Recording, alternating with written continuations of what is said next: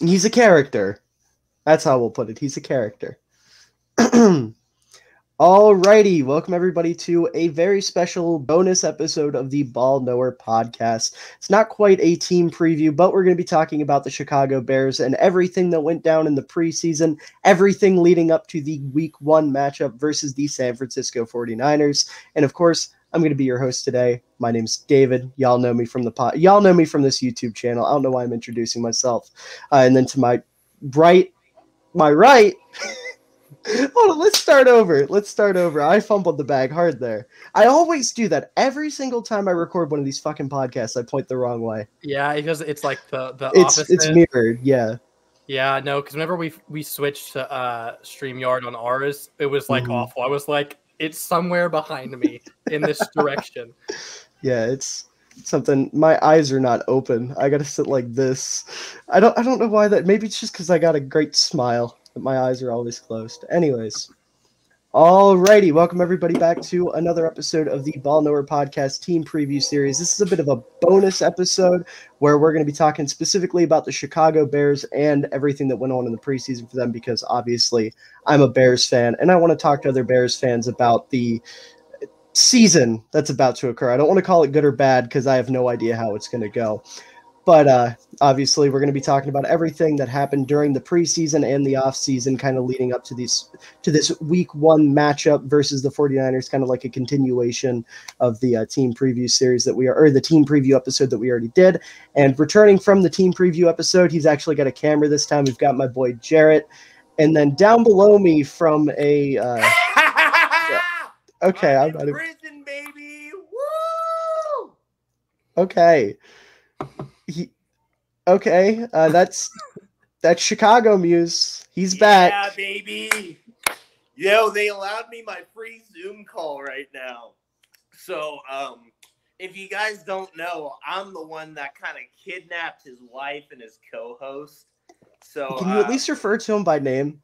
Like, can you give him the decency to respect his name? I mean, do you know his name? Anywho, I'm going to take a drink. Oh, my. Okay. Okay. Well, now that that's out of the way, how do we want to start? Oh, go ahead. I was going to say, prison life's pretty nice in Alcatraz. They give you, like, free sodas and stuff. It's great. It's great. You should go to prison. Not really. Isn't Alcatraz abandoned? Oh, yeah. That's the point. Okay. I'm such a menace to society, they just outcast me. Well, your shirt does say bomber on it, so I assume we know why you're there. We don't talk about what happens August 21st, okay? Okay, let's not throw any actual dates out there. I'm not trying to get fucking arrested. Yeah, I'm joking. Okay. Just keep it vague. Keep it vague. Okay, I'm just not going to say what happened, but yeah, I'm in prison, and yeah, I'm back, surprisingly. Yeah, surprisingly. But anyways, speaking of surprises, I think the Bears did pretty well during the preseason. I guess that's kind of where we should start here, is talk about the first preseason game, which was against the Chiefs, right? They all kind of ran together. It was the Chiefs was the first one. Okay, so just kind of as a whole, how did you guys feel about that game? Kind of what we saw. We'll get to some of the standout players here in a second, but just overall, what were your thoughts? My thing with preseason is completely ignore the stats. Like, throw those out the window. Like, they don't play long enough for the stats to matter. Even if it's like pro Chicago Bears, I don't want stats as an argument. What you need to look for is how, and also, they don't open up their entire playbook is another thing to point out. But you kind of keep up, like, look at specific players and what they do during the play, whether they're doing the right thing, that kind of a thing. And something that stood out to me, which I know all of Bears Twitter for the most part was talking about it, is the fact that the defense went to the ball. Every single player on that defense swarmed the ball every single play. Even the most hated man from you, Eddie Jackson. In the preseason, I know it's just preseason. I'm not going to overreact. But if he plays like that during the season, I'll at least give him some credit for putting some effort in on the defensive side. That's all I'm asking for, man. That's literally all I want. I tweeted this at you a few days ago. I'm going to give him another year, one more year. We've been saying this for years, yes, but also I feel like Eberflus is so much different than Nagy that he actually holds his players accountable to where he doesn't have a choice. If he doesn't do it this year, he's going to be gone, like no matter what in the next season. So I really like the swarming to the ball. I also, our offensive line, which I have made this known, in my opinion, with offensive line, talent is important, yes. But the thing that's more important is coaching and the scheme. You can scheme an offensive line to look a lot better than it is. I'm not saying the 49ers have bad talent, but they also look a lot better than they are because Shanahan is such a genius with the offensive line and with his schemes. And Getsy, again, it's not the entire playbook, so I don't know for sure, but there was some schemes and stuff I liked that it kind of opened up the offense more than anything Nagy did in his 4 years that he was with us. For me, from what I saw for the first Chiefs game, and I have to give Mr. David Miller some credit, the fullback is a good fit for this offense. Yes, sir, it is. However, I am going to say this. We shouldn't run fullback for more than 50% of the game. We should do fullback on play action and runs up the middle. And then I just want to make it known 50% of the game would be a league high. So, yes, please. That would be incredible. If we were the most fullback heavy offense in football, do you know how fucking ecstatic I would be? Yeah, I would be the most intolerable person on Twitter. Oh, no, you already are. Oh, I would be so much worse. If Khari Blasingame was on the field 50% of the time, I would be insufferable. I feel like not even just Blasingame, but we also have like I had, again, this was on a Twitter conversation. We have, or maybe it was TikTok, I don't remember. But we have Blasingame, who is a fullback. Komet is good enough to be a fullback. I think his blocking is massively underrated by Bears fans. And then Tongus, who was great in the preseason. I feel Tongus was incredible. If we get into the standout players, he's definitely one of them. And then there's the other guy who we signed from the Jets, whose name is escaping me, and I'm going to sound really dumb. Yes, I could not think of his name, but he's from what I've seen, which is a very small amount, he's basically a fullback at tight end. That's the equivalent of 4 fullbacks on our team. So we are going to run with some fullbacks, and I'm not as big of a fullback guy as you are, but I am still excited. Because last time we had one was Michael Burton, and we didn't even really use him. Yeah. So this is the first time that I've been a huge fan that I actually get to see a fullback. So we shall see. I'll say this too about the Chiefs games. Tajay Sharp. I'm sorry, Chris Finke. I'm sad that you got cut, but Tajay Sharp, he is that dude. He is a beast. I'm still surprised he caught that. I think that's probably the catch of the preseason, to be honest. Oh, absolutely. How do you get that was just an insane play, in my opinion. But I also thought that our cornerbacks did pretty well. I didn't think they were the greatest, but they did well enough, and they did the job done. And we'll probably talk about this later. But did you know the depth chart released today? Yeah. Yeah, CB3, only the greatest football player of all time, Lamar Jackson. Is he really CB3? Yes, I'm not. Hell yeah. Lamar Jackson, Raven legend. I'm joking. Lamar Jackson, CB3. They originally supposed to do the Ravens guy, but he just got hurt too much. So Lamar Jackson's going to be our slot guy. And then something else I found very interesting about the depth chart. You have any guess as to where Byron Pringle is on the depth chart? Is he wide receiver 3 or 4? I think he's 4, if I'm not mistaken. Yeah, because EQ is 2. And then I think Velus Jones was 3, if I'm not wrong. I'm pretty sure Velus Jones was 3, which I'm excited for Velus Jones. I am too. We didn't get. Was it the Seahawks game he finally got to play? I mean, we'll get into that in a minute, obviously, but that game was so fun. That was the Seahawks one was the one I had to watch on replay because I was at work, which sucks. But, This Chiefs game, though, I mean, fullbacks obviously was the big thing right out the gate. Tonjes is going to be a stud. I'm so happy they kept him on the final 53-man roster. He's labeled as a tight end, actually. He's yeah. Well, I mean, he was drafted as a tight end, but he's a hybrid. He's a tight end fullback hybrid. There are many tight end or many fullbacks in the NFL today that are listed as tight ends just to get on the roster, but they actually are fullbacks. And Tonjes is one of those guys where he's very clearly capable of playing fullback. Almost, I made the joke that he's like our Kyle Juszczyk. He's not. If anything, he's more like our equivalent of Josiah DeGuara from Green Bay, where they don't use fullbacks, obviously, but they use him in the backfield quite often. So I'm excited to see where that's going to lead. And then, like Jarett said, we've got Trayvon Wesco as well, who in New York with the Jets was actually in an open battle for the fullback spot with Nick Bawden and ended up losing. But Bawden's also like a demon at fullback, so I'm not too worried about that. The fullback position is going to be great for Chicago this year, and I couldn't be happier. I know you are. I know that was the only thing that mattered to you. If it doesn't care what Justin Fields did, if we get an all-pro fullback, this man would listen. First of all, they don't name fullbacks to the all-pro team anymore. Yeah, unfortunately, no, which is really? No, they haven't since 2014, I believe. I think it was 2014. I could have sworn not the AP all-pro team. Oh. Maybe like the Pro Football Writers of America or something, but the AP All-Pro team, the one that everyone cares about, there hasn't been a fullback on it since like 2014. Juszczyk gets the Pro Bowl every year, though.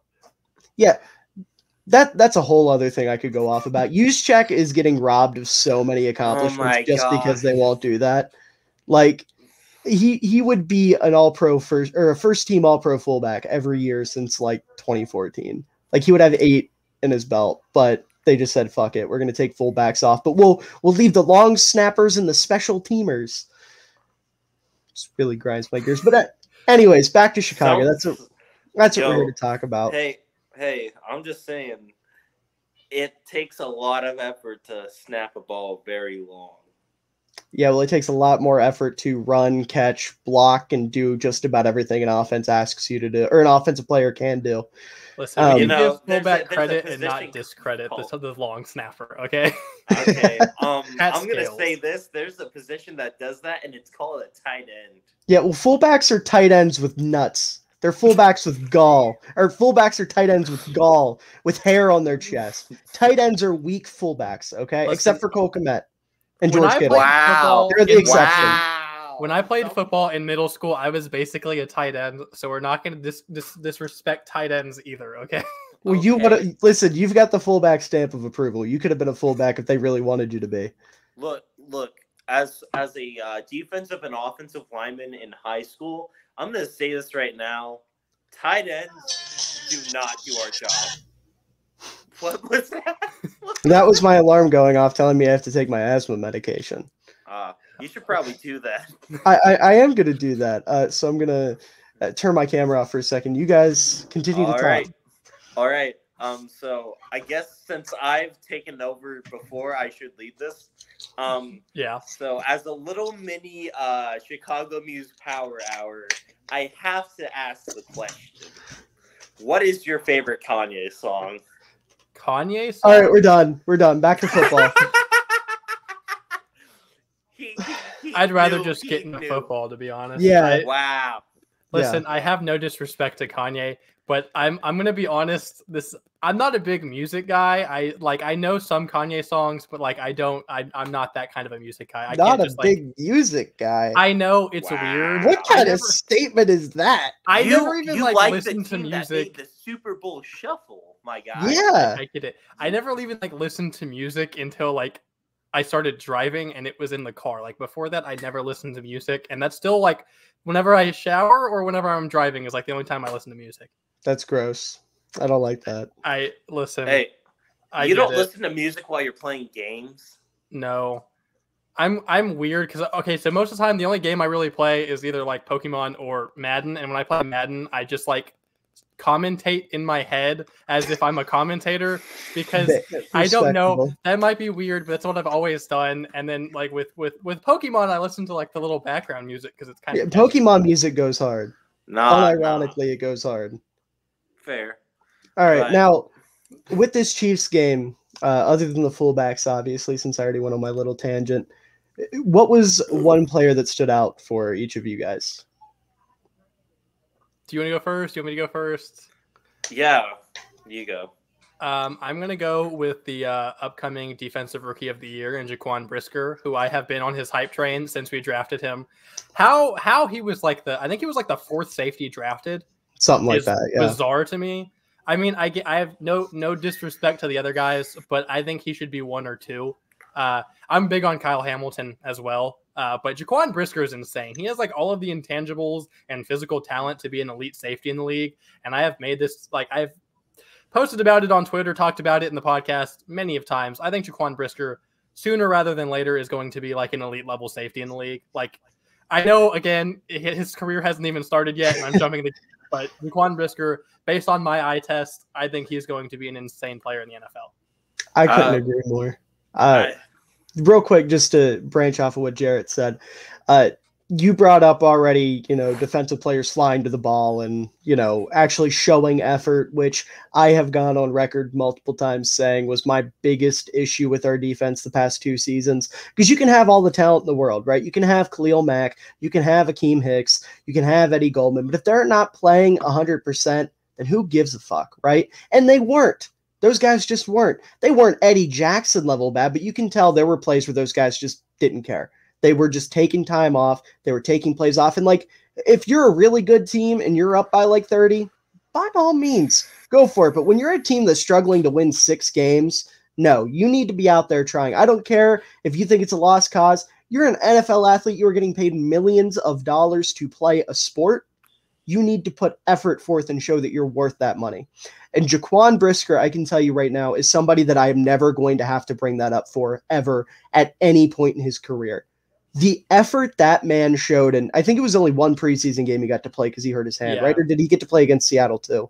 I don't remember him playing against Seattle. I think it was just the one. So either way, that one game against Kansas City, the way he was flying to the ball, the way he was constantly in, like literally every time the play ended, he was in the area, whether it was a joint tackle, whether he was getting somebody behind the line of scrimmage, breaking up a pass. I think there was one drive where he like single-handedly forced a 3-and-out from a tackle, a TFL, and then a play that should have been a pick, but it was timed a little bit off. That ended up being a deflection. He's going to be incredible. I know it's just the preseason. I don't want to overreact too much to the preseason, but if you go back and watch this kid at Penn State, same exact ball player. Same exact guy. If he can adjust to the game speed, which I don't think he's going to have any problems doing because he's quick, he is going to be a fucking menace. Lewis Cine, eat your heart out. Minnesota Vikings can suck my nuts. Jaquan Brisker is going to be their daddy. Jaquan Brisker is going to be our Harrison Smith. And I wholeheartedly believe that. Okay. I think a good comparison, which I feel like is too on the nose, is Adrian Amos. I feel it really is, dude. The Penn State. He is so Amos. He is so Amos, and I love it so much because if you remember, the last time Eddie Jackson looked like a competent football player, Adrian Amos was doing all the dirty work for him. So if that's how we get Jackson back, if it takes Jaquan Brisker having to do everything in the secondary, and Eddie Jackson could be like, whoopee, I caught the football, then by all fucking means, bring it back. Let it happen. I keep saying it. I want to be wrong about Eddie Jackson so badly. Like, I'm so against him right now, but if I am wrong, I will be the happiest person on this planet because Eddie Jackson in 2018 was such an electric ball player, and I want that back so bad. Like, yeah, he had his lapses even then. Like, if you go back and watch the Giants game, there was a play where he was one-on-one in the hole with Saquon Barkley, and he, like, stepped to the side and tried to wrap him from the side, and it was the most pathetic tackle I've ever seen. And then against Miami that year, he blew a tackle or blew coverage or something on the game-winning touchdown.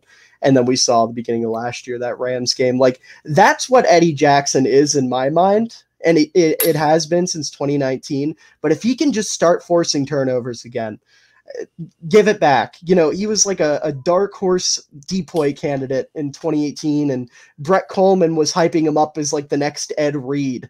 Give me that Eddie Jackson back all day, and Jaquan Brisker, I think, could be the key to unlocking that on top of Matt Eberflus. One thing I will say that really stood out. So, on the last time me and you were in the podcast, you said that every Batman needs his Robin. Mm-hmm. And you make comparisons about that to Brian Urlacher and Lance Briggs. Mm-hmm. Now we have Brian Urlacher and Lance Briggs 2.0 and Roquan Smith and Jack Sandsborn. Yes, sir. That man. Oh, Lord, that man. He's a menace on the field. He looks like he's ready to take Nick Morrow's spot and not look back. Well, he's Roquan's backup as of right now, which I think is weird. True. Him listed as a weak side backer is so weird to me. Yeah. He was playing Mike all through the preseason, and to me, he's a strong side backer. Yeah, so I'm being listed as a weak side guy is weird to me. But sorry, I didn't mean to cut you off. No, you're good.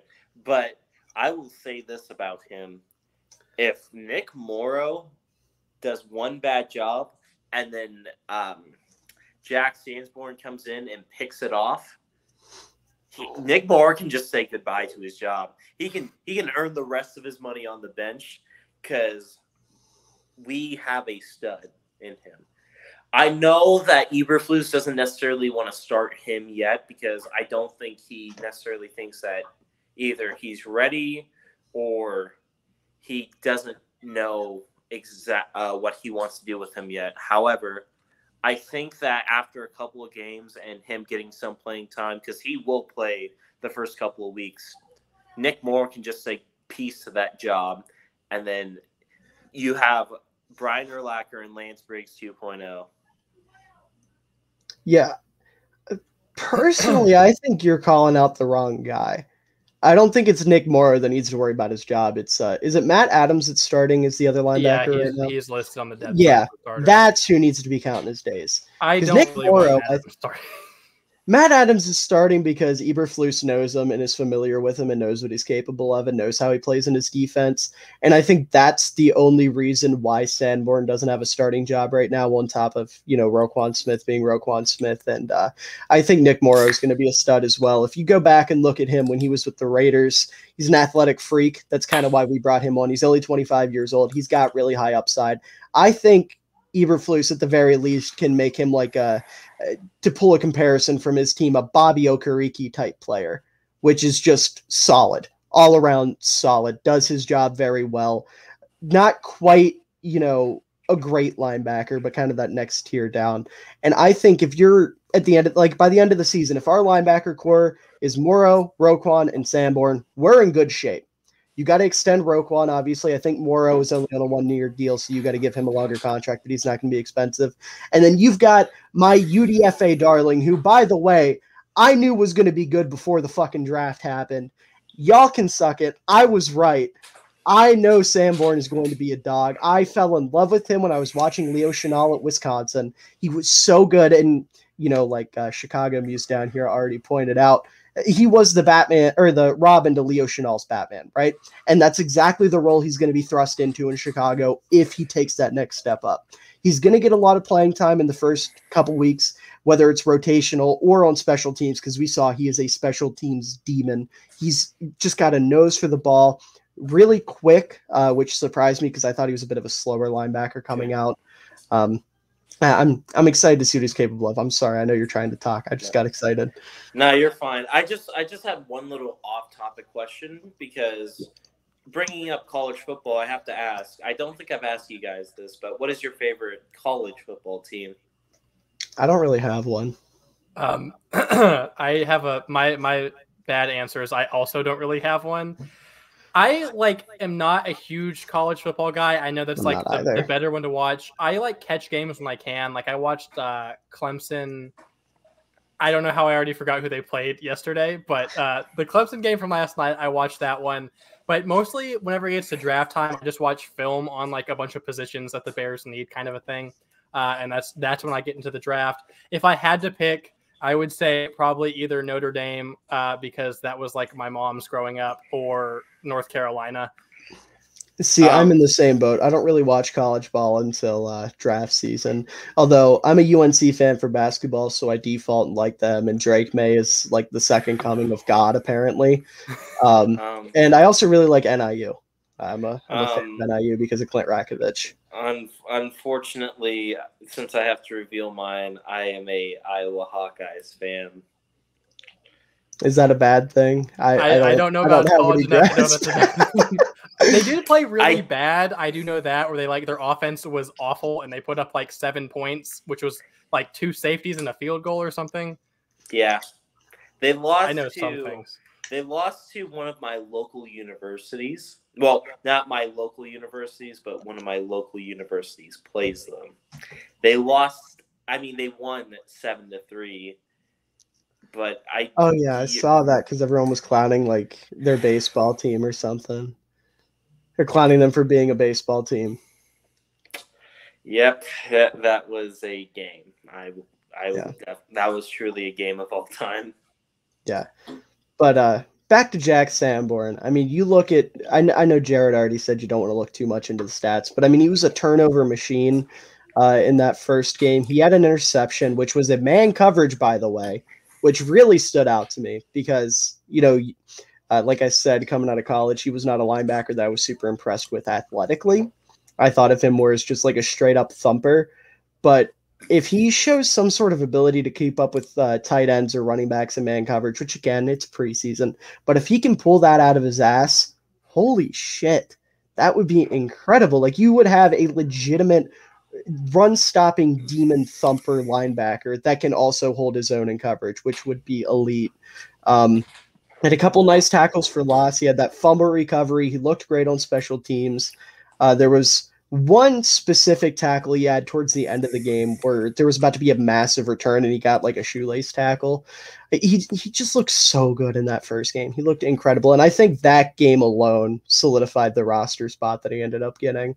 Because throughout the rest of the preseason, he wasn't really loud, but he was solid on special teams throughout. He had a couple nice special teams tackles throughout, and he played solid ball. But he didn't make as much noise as he did against Kansas City. I was kind of worried after, like, I had a good feeling he would make the team, but like sometimes, there's always those like preseason standouts or whatever who just don't make the team.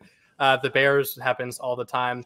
And I was worried he was going to be one of those. I'm very happy he's not, which also I knew about him because we had signed him after the draft, obviously, but I didn't really know that much about him until the team preview episode we did. And all 3 of you guys were like talking about how he was going to be like, a really decent player in the NFL and stuff. And I mean, all of you were very correct, at least for now, not jumping the gun. He looks like he could be a very serviceable NFL player for a while. Mm-hmm. Now, if I were going to pick a standout from the first game, I'm going to go a different route, and I'm going to pick out a player that stood out negatively, and that is, unfortunately, my boy Daz Newsome, who I don't think has found a job yet, if I'm not mistaken. I think he's still just kind of out there in the abyss, which makes me so sad. Like, I love Daz, but God, he looked awful. He had a drop pass. He had a muffed punt. He had a couple muffed punts throughout the preseason. He did end up scoring in the Chiefs game and ran a really nice route. But if you're going to come on and primarily be like a return man and you can't catch a goddamn punt, then there's no chance you're going to make the team. Even his touchdown, he bobbled, though. Like, it wasn't like a super clean catch, which I think he had a workout with the Patriots after he got cut, if I'm not wrong. I feel like I saw something about that, but obviously the workout didn't go that well because he didn't even get signed to a practice squad. But I was very upset about that. I think it's fair to say that a lot of the picks that are from last draft, unless your name is Justin Fields, I don't think are going to be back with the team in the upcoming future. Because Tevin Jenkins? I think Tevin Jenkins and Justin Fields will I think they're both pretty safe. Yeah. Yeah. However, everyone else, I don't think they're safe. I think that because Chris Tonga got cut, Daz Newsome got cut, and then I'm looking it up right now. But I think another one of our players got cut as well. Let me look. Borum's still there. Thomas Graham got cut, but he's on the practice squad. I was so sad. I had some hype for Thomas Graham, but those injuries, you can't show off what you have for the new coaching staff. And I think that's kind of the situation he's in. He's just got to show them what he's capable of. It was like a surprise, but it wasn't a surprise. But I think after he gets healthy and in practice, he shows what he's capable of. I think he'll be brought up to the active roster. Yeah, I agree. I think he'll end the season on the active roster, 100%. Like I'm gonna be honest with you. I don't even think Larry Borum's that safe. I mean, I feel like for now he's good, but I feel like once Getsy gets the true guy he wants at that position, because I don't think Borum's going to be that guy. I think he would rather have someone else. I don't either, but I think Borum can be a solid swing tackle long term. Yeah, but I don't know. I feel like because you got rid of Tonga, you got rid of Graham, and you got rid of you didn't get rid of Graham. He's on the practice squad. But you got rid of Newsom. Hilbert, he might be here still. He might Hilbert? Not. Yeah, not Hilbert. Hilbert? Herbert. Khalil Hilbert. Wait, don't forget John Fuller from the Seattle broadcast. John Fuller. But yeah, Khalil Herbert might be here if. But the national media told me he's David Montgomery's replacement. The disrespect for him is ridiculous. I mean, it's so disgusting. He's not. He's not. No, you have to keep an open mind because here's the thing. There is no open mind to keep. You have a top 10 running back in football. You're not just going to let him walk. I will say I like the whole contract thing. You don't give second contracts to running backs thing, which I don't necessarily even agree with. I think as long as you're not like overpaying. And David Montgomery's not a back you have to overpay. He's not going to demand a ton of money. We're not talking about Austin Eckler here. We're not talking about somebody who has high value. We're talking about David Montgomery, who I believe is a top 10 back, but he doesn't get that kind of recognition. He doesn't get that type of hype. You can keep shaking your head all you want. Tell me why he's not. Tell me why he's not. That he's top 10. But the reason why I don't think he's top 10 is just because I think there are many backs that are just better than him right now. At what? Okay. Other than being fast, what are they better than him at? Because that's the only thing David Montgomery doesn't have. Okay. Yeah. Monty's speed is also very people act like Monty is as slow as an offensive lineman. He's got good burst. He's not that slow. I mean, I feel like because going into last season, there was a big thing where the entire offseason he worked on his speed. And literally, the first snap of the game last season against the Rams, he burst off for a 75-yard run. He looked plenty fast then. I feel like his speed is very much over. Not only that, but he's got elite vision. He's got elite balance. There's very few backs in the league that can break tackles and take on contact like he can. Yeah, it's insane. He's an elite pass catcher out of the backfield. The only thing he doesn't have is superstar top end Jonathan Taylor speed. And with the type of back he is, he doesn't need it. Okay. That's not what he's being asked to utilize. That's not what he's being asked to do. This isn't Madden. You don't need a 99 speed running back. I know. But at the same time too, David Montgomery, he's not really an elusive back though. He's more of a power back. No, he can get elusive. He can, but he's more of a power back. I wouldn't even say he's a power back. I think that's a wrong assessment of his ability. I think he is an elusive back because if you look, his vision and his ability to make cuts. I love it. Okay. Anyways, his vision and his ability to make a cut and make a guy miss is at a high level. Look, he's just not out there juking somebody out of his shoes like he's year one Saquon Barkley. Okay. That's the issue with Monty. He's not flashy. People don't care about him because he doesn't have the big highlight plays, but he's consistent, and everything he does outside of the speed is at an elite level. It just gets overlooked because he's on a bad football team behind a bad offensive line on a team that refused to run the ball for 3 years because Matt Nagy forgot what running backs were. Okay. I didn't say that. I don't think he's top 10, but I think he's on the upper half of running backs. Because do I think he's better than guys like Elijah Mitchell and Leonard Fournette? Yeah, I think he's 100% better than them. But like, they're just guys that do his job better. Okay, like, who are some of these like on the cusp guys that you think are better? Like on the Dalvin Cook. Dalvin Cook's not on the cusp. He's a top 5 running back. Okay. If we're talking like around his area, From let's say 9 to 15 guys in that range. Since you think he's in the upper half, 9 to 15 guys in that range. Okay, I think like Aaron Jones. Like Aaron Jones is better.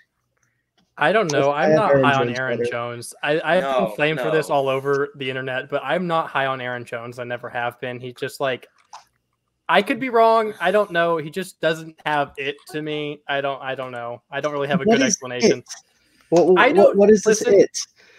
This is like the reason, like, I don't like using stats, but I also like, I can't, like, based off my eye test, which I know is dumb and it has no like support to it, but no, like, your eye test has value on this podcast. I'm not saying he's bad. He's definitely like around the 10 range to me. I think Monty is slightly better, but I don't think like Aaron Jones is anywhere near like top 5 or anything like that. I don't think he's close to that tier of like the Derrick Henrys, the Jonathan Taylors type thing.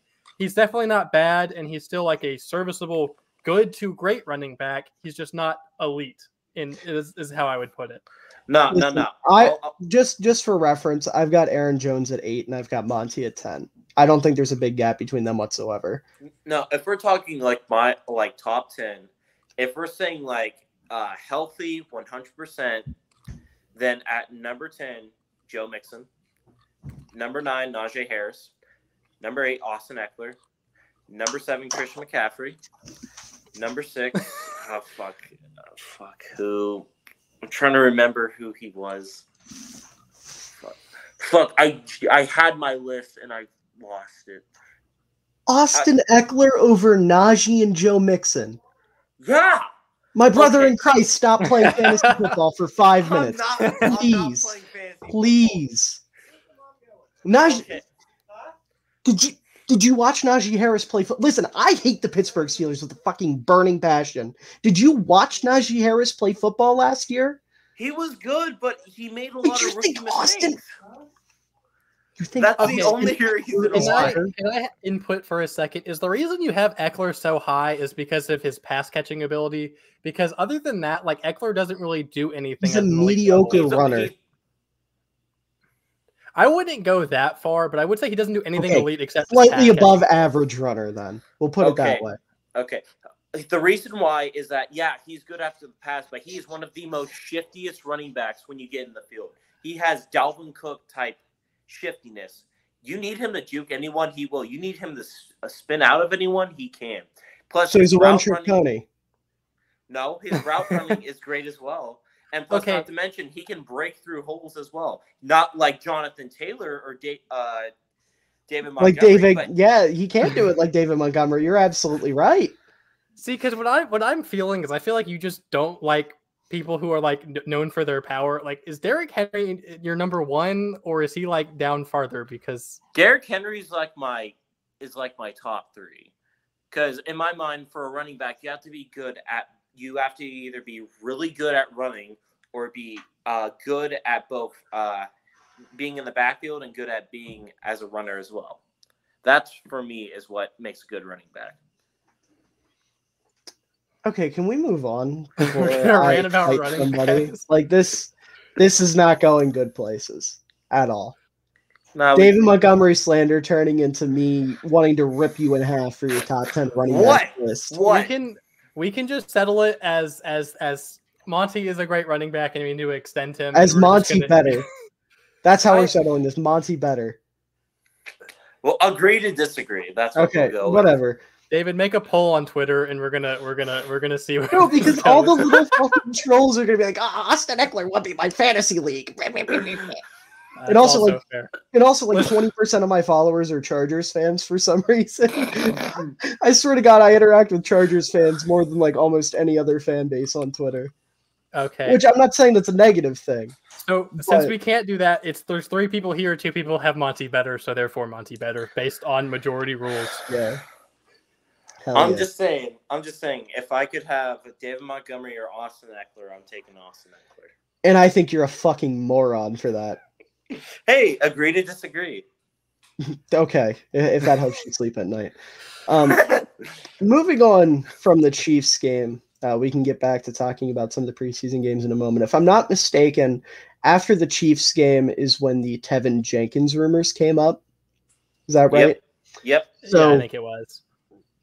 We'd obviously be remiss if we didn't talk about that whole situation, which, to my understanding, Ryan Poles came out and said that wasn't true at all. Yeah. There was no point where he was shopping Tevin Jenkins whatsoever. It's just, rumors came out, people started calling him. So, technically speaking, he was fielding calls, but it wasn't from him putting Jenkins on the trade block or anything. It was just other teams be like, hey, we heard you're trying to trade him. Poles be like, nah. I'm good. No. For me, I thought it was more or less like Tevin Jenkins wasn't really getting out on the field as much, and that he didn't really play much during training camp. So people thought the Bears obviously don't want him or don't need them, so we might as well give them a call and be like, hey, is this dude available? Because we think he might be a good value on our team. That's how I interpreted it. Yeah, Oh, sorry. Go ahead. I was just going to say, there were the rumors of him not having the heart or not wanting to put forth the effort or whatever. So I don't know. It was such a weird situation. I'm so glad it's over. Yeah. Yeah, I was very worried we were going to trade him. I really like Tevin Jenkins. I think that he has potential to be I'm not going to say an elite level offensive lineman because I don't want to call every single Bears player a potential elite player, but I think Tevin Jenkins has potential to be a very solid offensive lineman and for to be a centerpiece of our team. And I feel like we were going to from what the value of him was, it seemed like we were going to get nothing in return anyways. Yeah. And I thought there was no point to it. And then, I also saw the things about how he had basically people said he had no dog in him.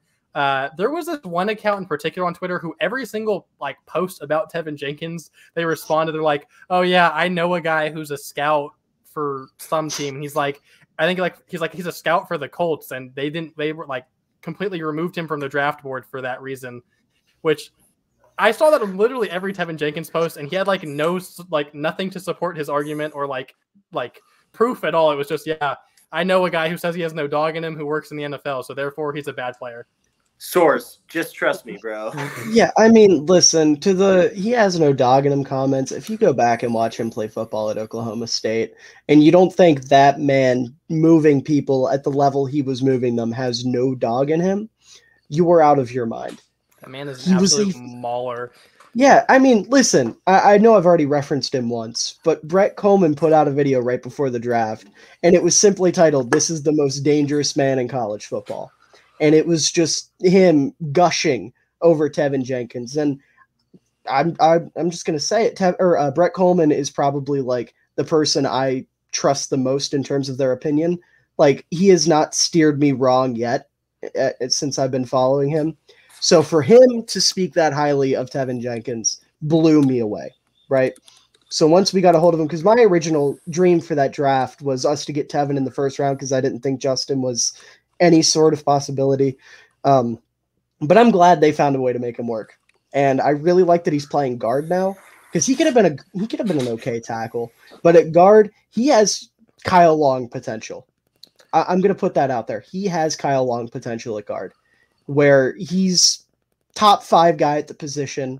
I know Jarett said he doesn't want to call every guy on the team elite. I don't care. Tevin Jenkins has elite potential at guard. I think he can be a stud. Hopefully, knock on wood if he hits that Kyle Long ceiling because we don't want him to deal with the injuries Kyle did. But one of my main reasons why I go back to that, and I made a TikTok about it the other day, is that his first game in the league when we were playing the Vikings and somebody hit Justin late and he was trying to fight him, Tevin was getting up in his face, shoving at him. Kyle Long did that in his first career start. There's a wonderful picture of him just standing straight up with his chest out screaming at a Bengals player who's this because he hit Jay Cutler late. And when that happened in real time, that was the first thing that came to mind. I thought, holy shit, he's returned. He's back. Our man is back. Because Kyle Long's my favorite player of all time. I say that on this podcast constantly, and I will continue to say it. I really do think Tevin Jenkins has that Kyle Long upside, and I think he can be a franchise cornerstone type offensive lineman long term. And I'm so excited to see what he can turn into. I do agree. I did want to bring this up a little bit. I think as we've gotten through the season, I feel like a lot of Bears fans have. I don't want to say like they've overvalued the team because I don't think that, but I feel like they've kind of overhyped the team a little bit. And I will say myself, I have, because even when I first went on here, I said Bears are going to make the playoffs, but like the Bears are going to be a better team, but they're not going to be a better team, if you know what I mean. Yeah, I agree. Like they're gonna be what's a good? They're gonna be like the 2020 Dolphins, the one with Ryan Fitzpatrick and Tua Tagovailoa, when they're fighting for a playoffs, because they were kind of in the situation where they're not at a really good point. They have an all right defense. They have a quarterback going into his second year. Like for me, that just kind of makes sense. Like when it comes to like comparison wise, but I think that we, as Bears fans, we need to kind of like tone down the brakes, because not everyone we have on our team is going to be this boss. Well, it's the preseason. People are getting excited. That's all it is. Yeah. I mean, yeah, I agree. I don't think this is a playoff team. I have them going 6-11. Like, I don't think they're going to be great. But there are a lot of pieces on this team with high upside. They're not all going to reach their capacity this year. That would be completely unreasonable. But I do think we're going to see a lot of guys take a lot of steps forward. Guys like Justin Fields, Cole Kmet, Darnell Mooney, Tevin Jenkins, the rookies, Roquan Smith even. I'm really excited to see what he's going to be able to do in Matt Eberflus's defense, where he's going to be like his Darius Leonard, so to speak. And then some of the guys we brought in during the offseason, too, because we made a lot of additions that were younger guys. We already talked about Nick Morrow. Justin Jones is another guy. He's only 25, 26 years old. There's a lot of nice young pieces on this team with upside. They're not all going to hit, but I'm confident in most of them. I really am. I will say this. I'm glad that they signed Justin Jones over Larry Ogunjobi. Yeah, I'm so glad they signed him over there. First off, I don't think Larry Ogunjobi's bad. I think he's a great player, but I think Justin Jones was a way better player, and good Lord, that contract was awful. I don't care what anyone says. I don't think it was a bad contract for what Ogunjobi brings to the table. I think you are underrating Ogunjobi. I think he should have gotten a 3-year deal, yeah, but with that much guaranteed money. I didn't have a problem with the contract. Let me put it this way. I'm glad we didn't sign him. I agree completely, because Justin Jones, like I said, he has that upside. He's a lot cheaper, and that set us up to sign other players, right? But if we would have ended up with Ogunjobi, I wouldn't have been upset. The dude's a stud. Like, Ogunjobi's great, and in Matt Eberflus's defense, that 3-tech is very, very important. And Ogunjobi would have been a big part of the defense this year. But I think it worked out better that we didn't end up with him, because it's better to spend that money elsewhere and try to hit somewhere else. As Bob Ross says, happy little accidents. And that was thankfully one of our happy little accidents. Yeah. What I don't like about that whole situation, though, is how it was Ryan Poles' fault. Like, yeah. That was so stupid. Like, yeah, it's definitely Ryan Poles' fault that this guy failed a physical. It's definitely the GM's fault. He definitely contributed to that. I'm definitely one of the more positive Bears fans, which isn't hard to do if you've ever interacted with any Bears fans on Twitter before. But I have never defended a man within a month of him being hired in my entire life. Within the first day of free agency, they're like, "Oh, fire Ryan Poles. He's done an awful job. He hasn't signed anyone. He got Ogunjobi, and then it's the physical happens. They're like, oh, the he failed his physical. Ryan Poles didn't do enough research to know that he was injured, so he should be fired. And then there was like with the arrest, or like, oh, these people that Ryan Poles signed got arrested. It's Ryan Poles' fault. He didn't like babysit them. He should just be fired. real quick with the arrests. Dude, who cares? They were like Byron Pringle got arrested for doing donuts in his fucking sports car. Matt Adams, was the gun one where he brought a gun over from Illinois. He just forgot to get his license. He forgot to get his registration, which that's negligence, but it could have been worse. Dude just had a little mental lapse. And then it was David Moore that was the actual dumbass, but he didn't make the team. Which that story's so funny. If you guys don't know what happened, he got high in a Taco Bell. He got high in a Taco Bell drive-thru, passed out, and the cops came and searched him in his car, and I think they found weapons in the back. Yeah. But and it was on the 4th of July as well. The night of the 4th of July. Or I'm sorry, July 3rd. So it was the night before the 4th of July. Which fucking hysterical. But he didn't make the team anyway, so who cares? Yeah. But the 2 arrests of the guys that made the final 53, goofy little mistakes. It's not a big deal. You can't hold Ryan Poles accountable for that. They're human. They do goofy shit. They're athletes. They're in the public eye. They need to be better examples. I get it. But it's not like this is Henry Ruggs. It's not like this is Deshaun Watson or Matt Ariza. This is 2 dudes making a couple little goofy mistakes that didn't hurt anybody. Yeah, then I will say this: the news about Matt Ariza kind of took me off guard. I was having a good day. I was vibing at home, and then I just get a notification from my phone saying, "Yeah, the Bills puncher they got? Yeah, it turns out he's not a good dude." Trenton Gill better. Trenton Gill is goated, bro. Hey, Trenton Gill is goated. I already forgot Pat O'Donnell. Trenton Gill's my new mega punt. Give him the nickname and everything. He gave him his number. Give him his nickname. Nah, Trenton Gill. I was gonna make a fish pun. No, he swims the ball over to the 1-yard line. Trenton Gill swims the ball over to the 1-yard line. That was bad. That was horrific. Just end the podcast now. We're good. Can I put him in timeout? Can I Why? I can. Okay. We're gonna put him in timeout for a second. But yeah, Jarett, I completely agree. It's ridiculous how hard we've had to defend Ryan Poles so far because the media saw Ryan Poles not throwing billions of dollars and overpaying because we didn't spend 25 million a year on Christian Kirk. That means Ryan Poles is a bad right. GM. On Christian Kirk, we couldn't reel in Teron Armstead because obviously an aging tackle coming off an injury wants to come to a team where he can't compete. That's definitely the first place he wants to go. That's the thing people forget. I'm going to say it again. This isn't Madden. You can't just turn the salary cap off and throw all your money at the big name free agents. They got to want to come to you. And no big name free agent wants to come to this situation right now. Ryan Pace left us in cap hell. And Ryan Poles did a damn good job getting us out of it. Long term, we're set up. We have over $100 million in cap next season. We have the most cap room in the entire NFL next offseason.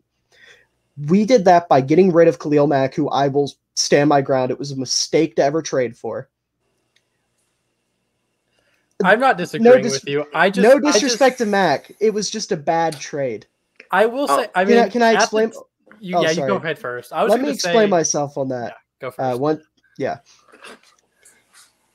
Trading for Mack was a sign that Chicago was all in on Trubisky, right? You have a young quarterback on a rookie contract, so you spend big money elsewhere on a big position. Normally, that would be good practice. But when your quarterback is a fucking bum, terrible idea. Because then you're not only overpaying an edge rusher, but you don't have a quarterback. So you're throwing all this money at somebody that's not really doing anything for you in terms of competing when you could be putting that money elsewhere to build your team. And they couldn't do it. Plus, they had to give up 2 first-round picks for him. One of those first-round picks, it ended up working out by fucking luck that we got Fields. But it was a terrible trade on Chicago's end in hindsight. At the time, sure, if you believed in Mitch, cool. In hindsight, it was a terrible trade. The Chicago Bears should have never traded for Khalil Mack. It was a mistake. No disrespect to Mack. What he gave us in 2018 was magical. And beyond that, I don't blame him. You know, he had some injury problems. That's not his fault, but Chicago shouldn't have traded for him.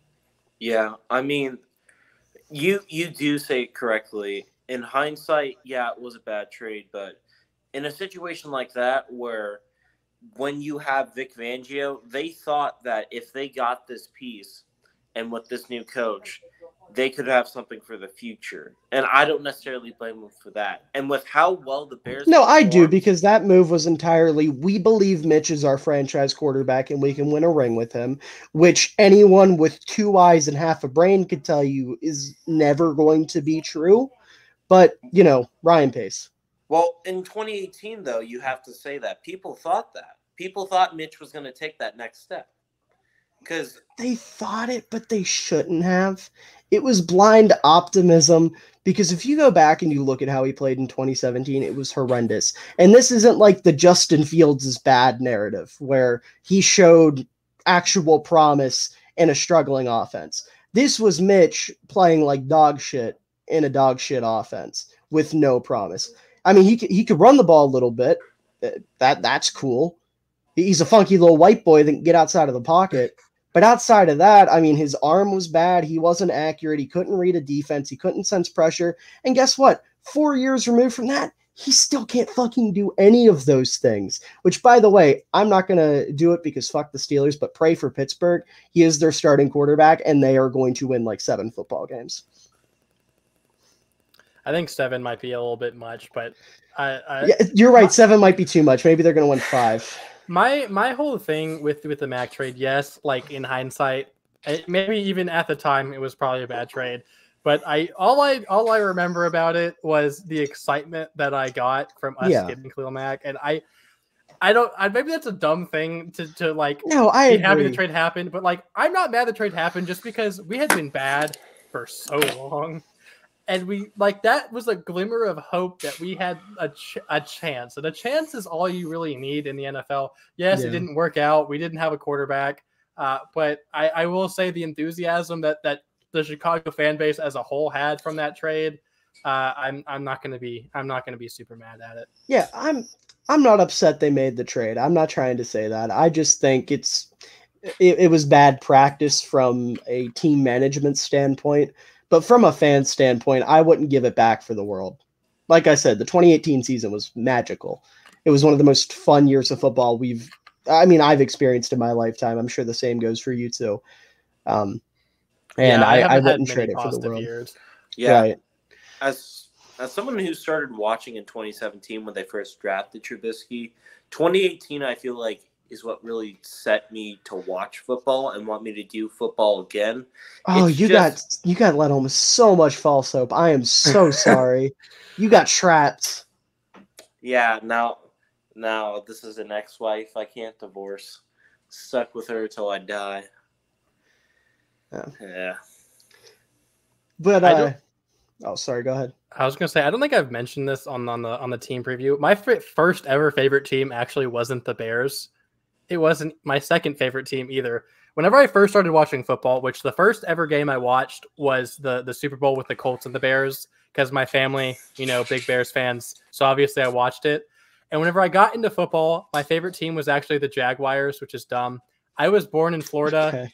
Listen, I was a kid. I was like 7 or 8, and I'm like, oh, well. Okay, listen, I'm just glad you didn't say a good football team, because if you said a good football team, I was going to be mad. But it was the Jaguars. It's okay. The second team was whenever I started like actually watching games, and my favorite players to watch was Larry Fitzgerald and Kurt Warner. So I was a Cardinals fan for a couple of years, and then I finally like hooked on to my family's favorite team, which was the Bears. And as you can tell, it kind of stuck. Sadly, but I watched. Not sadly. It's kind of like painfully is a better word. It's we've had one good year every 8 years, so it's not all bad. But yeah, no, it's just being a Bears fan. It has its highs and it has a lot more lows. But I think Fields honestly is going to bring the highs a lot sooner. I think comparing Trubisky to Fields, it's not even close. Fields does have his problems, but I feel like even in the preseason, he's shown he's fixed quite a few of those. Yeah, Justin's problems were rookie mistakes. He had an issue with holding on to the ball too long. He had to fix his mechanics, which he did. That is very clear. His mechanics are completely different. They're way quicker. He gets the ball out so much faster, which is fantastic, because that was my biggest concern with him coming out of the draft, is him bringing the ball all the way back like this, because you're asking to get stripped, right? But he's not doing that anymore, which is great. But in terms of just being able to read a defense, hit an open receiver, I mean, that's the big thing. Mitch couldn't do that. Justin, you don't ever see a situation where Justin throws the ball and you're like, man, that guy was wide open. The only time you see the ball really hit a receiver's hands and not come down with a completion from Justin is if he puts it in a space where the receiver can only get to it and the receiver just fails to do so, which happens. I mean, it's part of it. I would much rather have that than Mitch sail at 15 yards over a guy's head or, drops and whatnot. But there is no comparison between Mitch and Justin. And I know there's going to be a lot of people out there who don't agree with that, but watch the tape. It's so apparent.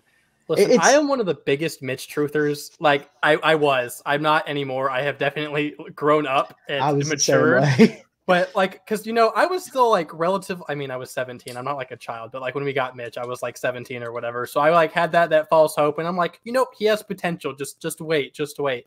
But just off the eye test alone, Justin Fields has that potential to be something like a top 5 quarterback. I don't think Mitch ever had that. Mitch just had the potential to eventually maybe create a stable offense of a team. Yeah. But Fields, I know he had, again, I'm not a stats guy, but his stats last year were bad. I'm not going to sugarcoat it. But if you actually watch the games, which I think is the problem with the national media just crapping on Fields, because they didn't actually watch any of it, his talent is there. He has already, I think he has one of the best deep balls in the entire league. He puts it on the money. His accuracy is insane when it comes to going deep. Like you said, it was kind of just a rookie mistakes type thing. I think the biggest thing that he needs to work on still is his fumbling. I know last year there was some games where it killed us with his fumbling. The Minnesota one, I think it was the one in Minnesota. Yeah, sure I think I know exactly what play you're talking about too. I think it was in Minnesota, because I think we were wearing the throwback unis. Yeah, which I love those uniforms so much. I do too. They get so much shit. I love them. I have an Akeem Hicks one. That's one of my favorite Bears jerseys ever. I have a Mitch one and an Urlacher one. I have a Mitch, Urlacher, and Mac jersey. Nice. Yeah. But I'll say this. Our best unis, whenever we will do them, will be the all orange unis, and they will look so fire. I don't care what anyone says. The orange helmet's making me like the orange jersey, because I wasn't high on the orange jersey initially. I like the old ones, like the throwbacks from the early 2010s, late 2000s. Those were great. When it was was it Reebok at that time, I think, did the jerseys? Yeah, it was. And they looked great then, but then Nike did them, and they just looked like. Remember the Seahawks highlighter uniforms? They look like that in a different color. That's the vibe I got from that jersey. But now that you got the helmet added to it, it's starting to grow on me. Yeah. But speaking of Justin Fields, in that second game against the Seahawks, I feel like he looked a lot more comfortable, which was kind of the biggest thing. You can tell he trusts his offensive line. He trusts the scheme, which is huge. Everyone's talking about Justin's going to be running for his life. He wasn't. The offensive line had its bad moments in that Seahawks game. It really did. But he stayed calm. He delivered under pressure. And I really hope that continues throughout the season, obviously. But was there anything specifically with Justin that stood out to you guys from that game? I think it was more so because I'm going back to the first preseason game a little bit. The offensive line did not look great in the first one. He got pressured quite a lot. And I think people kind of just watch that part of the preseason with the Bears. They're like, oh, yeah, offensive line's garbage. They're going to suck the entire year. But just the transition from that game to the Seahawk one, and especially in the Cleveland one, they just seem to be more not just Justin, but the offensive line in total seem to get more comfortable and gel together a lot better. And I think, honestly, the offensive line was impressive in a sense in the second one. I think that was the game with the Larry Borum cut block that was the most atrocious thing I've ever seen. It was so bad. It was. Other than that, the offensive line kind of looked impressive to me. Mm-hmm. Yeah, that was Tevin's first game at guard, and he blew me away. I love him at guard. Yeah, he was doing so well, especially in the run game. I mean, Tevin at heart is a run blocker, right? That's his primary thing. And he was really just driving guys off the ball, pushing his defender downfield. He was doing so great at guard. And then Braxton Jones had a really solid game. Cody Whitehair was fine. Borum, apart from the horrendous cut block, looked all right. I mean, I think the offensive line did great, but what really grinded my gears from that game is the first play from scrimmage, beautifully executed play. It was a tight end screen to Cole Kmet, right? And when you're running a screen, part of the play design is you let a free rusher in. That's just part of it. The way the blocking's set up, you let guys come in. But I can't remember the guy's name for the life of me. Some motherfucker with a verified check mark recorded that play, but specifically left off when Cole catches the ball on the screen just to make it look like Chicago let like 3 free rushers come through. It was like, man, Justin Fields is really screwed this year. Shut the fuck up, dude. Yeah, even like the ESPN thing with Dan Orlovsky. They were actively rooting against Chicago. That specific play was just like basically on repeat the entire time. He's like, they haven't helped Justin Fields at all. This offensive line is atrocious, blah, blah, blah. And they just basically replayed that entire play. Which also, don't get me started on Dan Orlovsky. I do not like the dude at all. I don't either. He has some opinions I don't hate. But the thing is, there was like someone called him out on Twitter about how all he ever does is hate on Justin Fields as a player, and he's like, "Oh, please, like, quote tweet me with like one time where I've called out Justin Fields the player, not the team built around him." And his entire comments were times he was like calling out specifically. He blocked half of Bears Twitter that day. Yeah, he started blocking people over it, which was hysterical. Yeah. But I think my favorite part about that, though, was when we were up by like 24 and they're like, man, Chicago's really starting to get momentum now. No, it's ridiculous. I'll say this about Dan Orlovsky. At least we all haven't run to the back of our end zones. Yeah. I mean, listen, he can talk all the shit he wants. He was the conductor of the 0-17 or the 0-16 Detroit Lions, and he ran out of the back of his own end zone. I will say one thing about Seahawks game that really stood out. And, of course, it's bringing up old players and such. But I'm going to sit here and say this. That punt return by Velus Jones gave me very slight shades of Devin Hester. And also some shades of Cordell Patterson as well. I wouldn't go that far, but it was a great return. Dude. I don't compare people to Devin Hester. Yeah, I feel like I'm not like hating on you for that comment, but then like I hate when anytime any punt returner does anything ever, they're like, oh God, he's the next Devin Hester. Which, like again, not hating on you, like that's a fair assessment, you know. I think it's a little oversaid quite often whenever any punt returner does anything. Right, and I know a part of me is only saying that because Bears player punt return, but like Velus might actually be the best punt returner in the NFL this year. As crazy as it sounds, he's one of the few names that I could call out and be like, you know what, he's gonna have a really good year. Yeah, I don't hate that take. I'm not gonna disagree with it either, to be honest. My man's like one of the shiftiest players, like and that's why we drafted him. I didn't realize this when we did draft him. My man's is so shifty. Like even in we're overhyping preseason, and I'm gonna go ahead and go overhype training camp. But some of those like the one-on-ones in training camp, our secondary is not elite or anything. Don't get me wrong, but he looked great in training camp. Like he looks like an insane route runner already in his shiftiness. I think I think it'll translate to the NFL pretty well. I know he's the old guy and everything, but I think he can be a very. I don't think he'll ever be moves. I don't think he'll ever be elite, but I think he can be a very, very solid weapon for Fields. And nobody's expecting him to be elite. He was drafted to be a gadget guy. He's a 25-year-old like return man that Chicago looked at in the 3rd round. and was like, we were the worst team after the catch last year. Let's get a guy who can go and create after the catch. And lo and behold, Velus Jones was one of, if not the best players after the catch in the country last year. Nobody is expecting him to be Justin Fields, nobody's expecting him to be Justin Fields, Randy Moss, or his long-term Calvin Johnson #1 type receiver. He's a fucking gadget guy. But because it's Chicago and because he's 25, everyone throws logic out the window. Is like, haha, he's old, and I hate it. It's on a. You know who else was 25 and they were drafted? Cooper Kupp. Is he going to be Cooper Kupp? No, but you don't hear that bullshit about Cooper Kupp, do you? I didn't even know Cooper Kupp was 25, but he got drafted. He was an old man. He was an old man. Maybe not 25. Maybe he's 24, but he was 24 or 25. I think Calvin Johnson. Wait, wasn't he like older when he was drafted? I thought it was like 22. I don't think so. Maybe 22. I don't think he was that old. Ages is something I'm not. I suck with age too, but I know Kupp was older just because somebody brought that up once in a Velus Jones argument. But speaking of training camp, I want to highlight Eddie Jackson's father, Cole Kmet, real quick, because he looked so good against Seattle.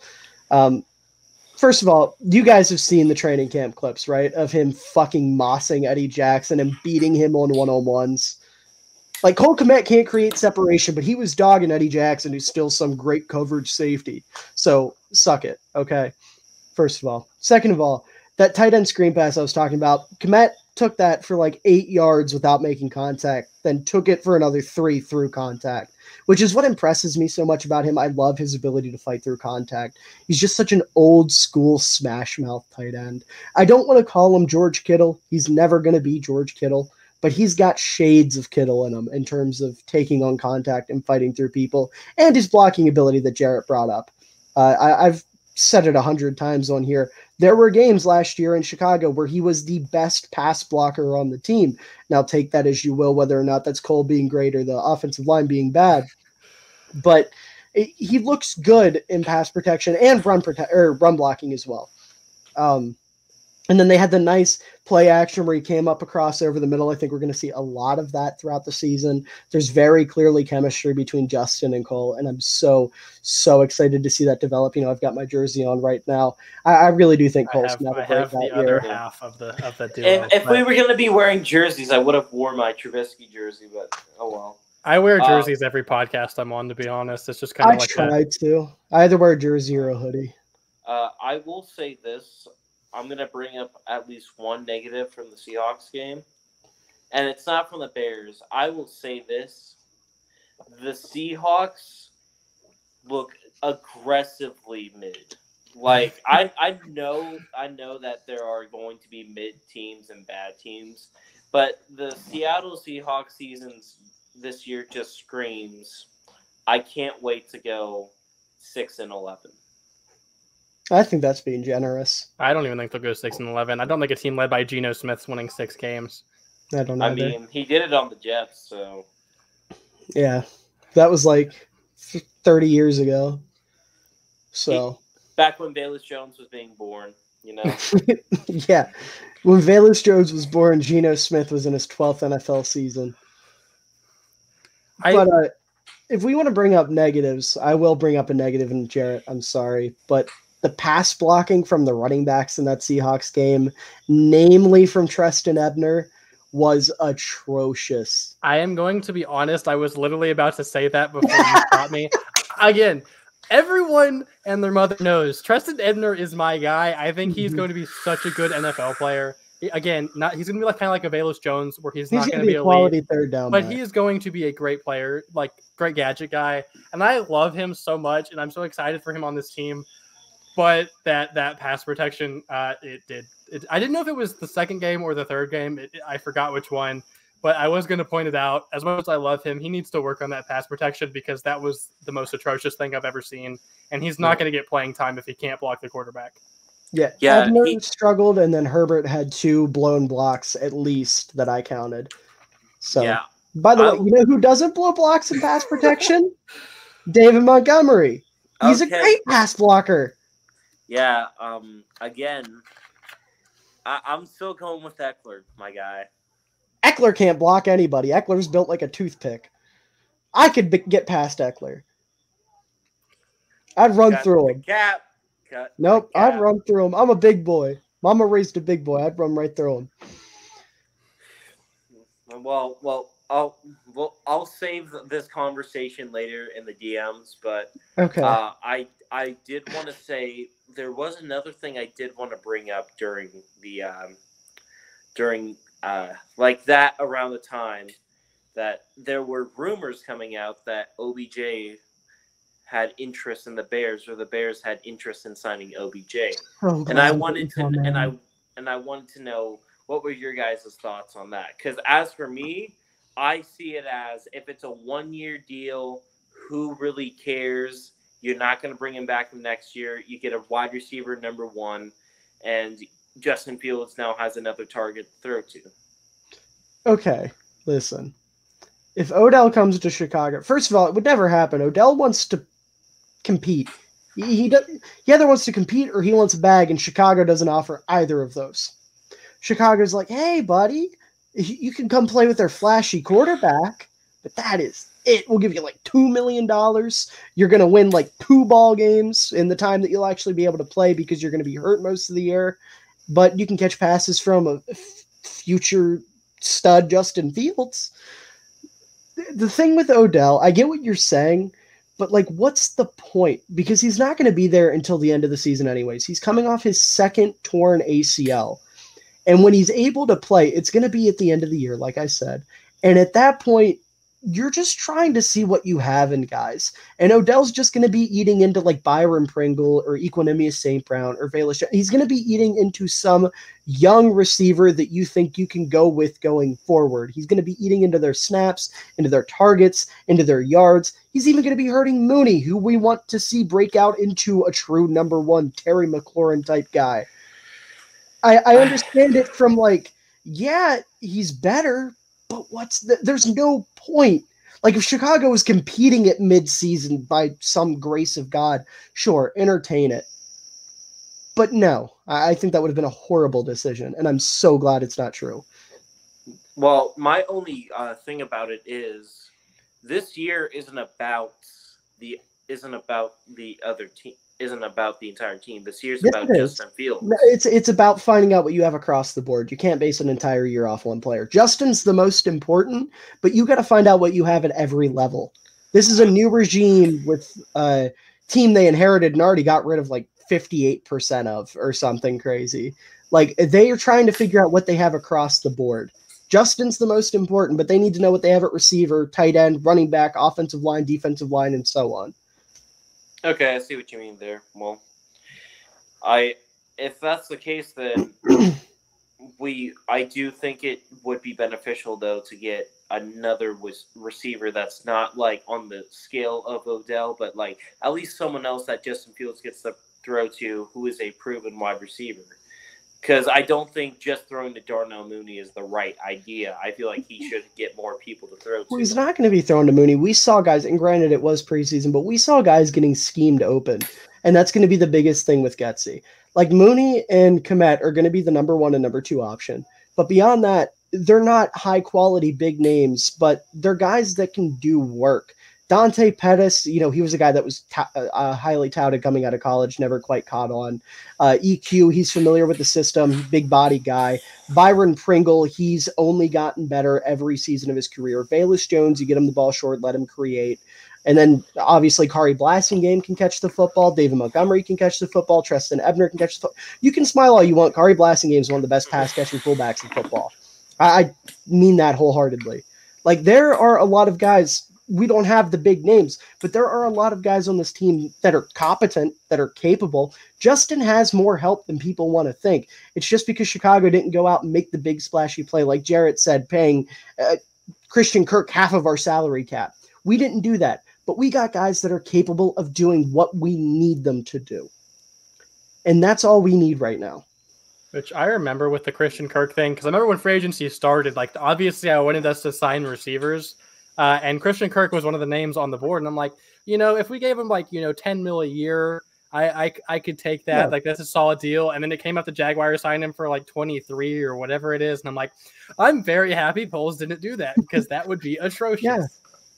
Which one thing about our receiving core, though, St. Brown, I think, again, he has potential because he has the familiarity with Getsy, but his fumbling is obviously a problem, and that needs to be worked on because he fumbles the ball every single time he touches it, it seems like, and it's something that scares me. Yeah. I'll say this too. I'm surprised that either Poles or Getsy weren't like, hey, I want to get my bad. I'm surprised Poles or Getsy didn't want to get someone like MVS who went to the Chiefs, because I thought MVS would have been a great fit in our offense, but I'm sure they were interested. I'm sure Poles and Getsy talked it over and thought about it, but MVS got an offer from the Chiefs. He's not going to turn that down. Yeah, I kind of agree on that. My thing with him, I think it was, like you said, that we were interested. I feel like it's more of a thing that, he's leaving Green Bay. Say you have 2 offers on the table. You're used to winning in Green Bay, as much as I hate to admit it. And you have an offer from the Chicago Bears, who are rebuilding, or the Kansas City Chiefs, who are competing for a Super Bowl. And they're probably around the same amount of money value-wise. You would go with the Chiefs to compete for that ring. Even if it's a couple million less, you go for the contending team. I agree wholeheartedly. And that's the thing. Like I already said, this isn't Madden. You can't just throw money at whoever you want. You got to be able to convince guys to buy what you're selling, basically. Give Madden their credit. They did update the free agency this year. They did change it this year, but I'm still going to pretend it's old Madden because I'm on old gen and I don't get the fun free agent. Actually, I haven't even got to free agency yet, so I don't know how different it is. Either way, this isn't Madden 21. This isn't Madden 22. It's real life. You got to get these guys to buy what you're selling. There's not a lot of big name free agents that are going to buy into a team that's rebuilding. I mean, it just doesn't happen. So I think Poles did fantastic with what he was given. No cap room, little to work with, few assets to work with. I'm so impressed with what he brought in during the throughout free agency and the draft, and the second free agency that we can get into here in a couple minutes, talking about the waiver wire, because good Lord, that man was active. I mean, he's still not done. He worked out 13 players yesterday or the day before. It was including fan favorite Ben Kurt, who could be our backup quarterback, which would be so fun. I wouldn't mind him as I don't know if he'd be backup, because I think Trevor Siemian offers more than he does, but I could see him replacing Nathan Peterman. But Nathan Peterman has some value. He does get our defense used to catching interceptions, so it's not all bad. He's apparently a good locker room guy, from what I've seen. People like him, which is so funny to me. I feel like Nathan Peterman behind the scenes is probably just the quietest, most chill. That's what I would picture. Yeah, just vibing. Yeah. Hey guys, how's it going? And then turns around and throws 6 interceptions in 3 minutes. No, I think the thing with Ben Kurt more than anything is he's got the familiarity with Getsy, and obviously he's got a little bit of the Packers playbook in his back pocket, and that never hurts to bring on. One guy we're looking into, and I don't want to get too much into where we're at now because we still got to talk about that Browns game, but one guy we're looking into, I think it's Alex Bachman, I forget how to say it, but he's a white boy from the New York Giants, played wide receiver, and he's got burners. Yeah, he's a legitimate deep threat. Yeah, I only know him because I saw him on the waiver wire today, and he also just got a Team of the Week card in Madden. But I looked into him before he came on here just because I was like, oh, white boy, interesting. Because, when you see a white boy receiver, it's always fun to see what the hype is about, so to speak, because they're so few and far between. Listen, I get it. Cooper Kupp's probably my favorite wide receiver ever, so I get it. Yeah. But Seahawks game. Just real quick, Seahawks game. Jake Todd just scored his touchdown here. Just want to point that out. His brother follows me on Twitter. Slight flex. That's cool. I'm followed by Jim McMahon. Yeah, I'm followed by Jim McMahon, Jake Todd, his brother, and Khari Blasingame. Okay, never mind. I was trying to. Okay, get out flexed. However, I counteract with this. Akeem Hicks liked a tweet of mine recently. I'm in Kyle Long's DMs. Kyle Long responded to my friend's DM and posted it on his Twitter. I trolled Kyle Long when I was in 8th grade on Twitter, and he responded to me. Oh. That's backwards, right? L. Mine was me and my friend both DM'd him, and sadly he responded to my friend and not me. We were like sophomores in high school in the theater class, and we didn't do anything, so we were just on our phones, and we had the random idea. This is very off topic, so I'm just gonna keep it short. But we had the idea of like, do bald people use shampoo or body wash on the top of their head? So we're like, well, who's a bald person? So we DM'd Kyle Long, and he responded, and he said, body wash everywhere. See, it's so funny that you brought that up because I want to ask Kyle Long about his beard care routine. That's what I want to ask because I want to know how Kyle Long takes care of his beard because he has such a nice beard. And like mine, it's solid, but it could use a little bit of work.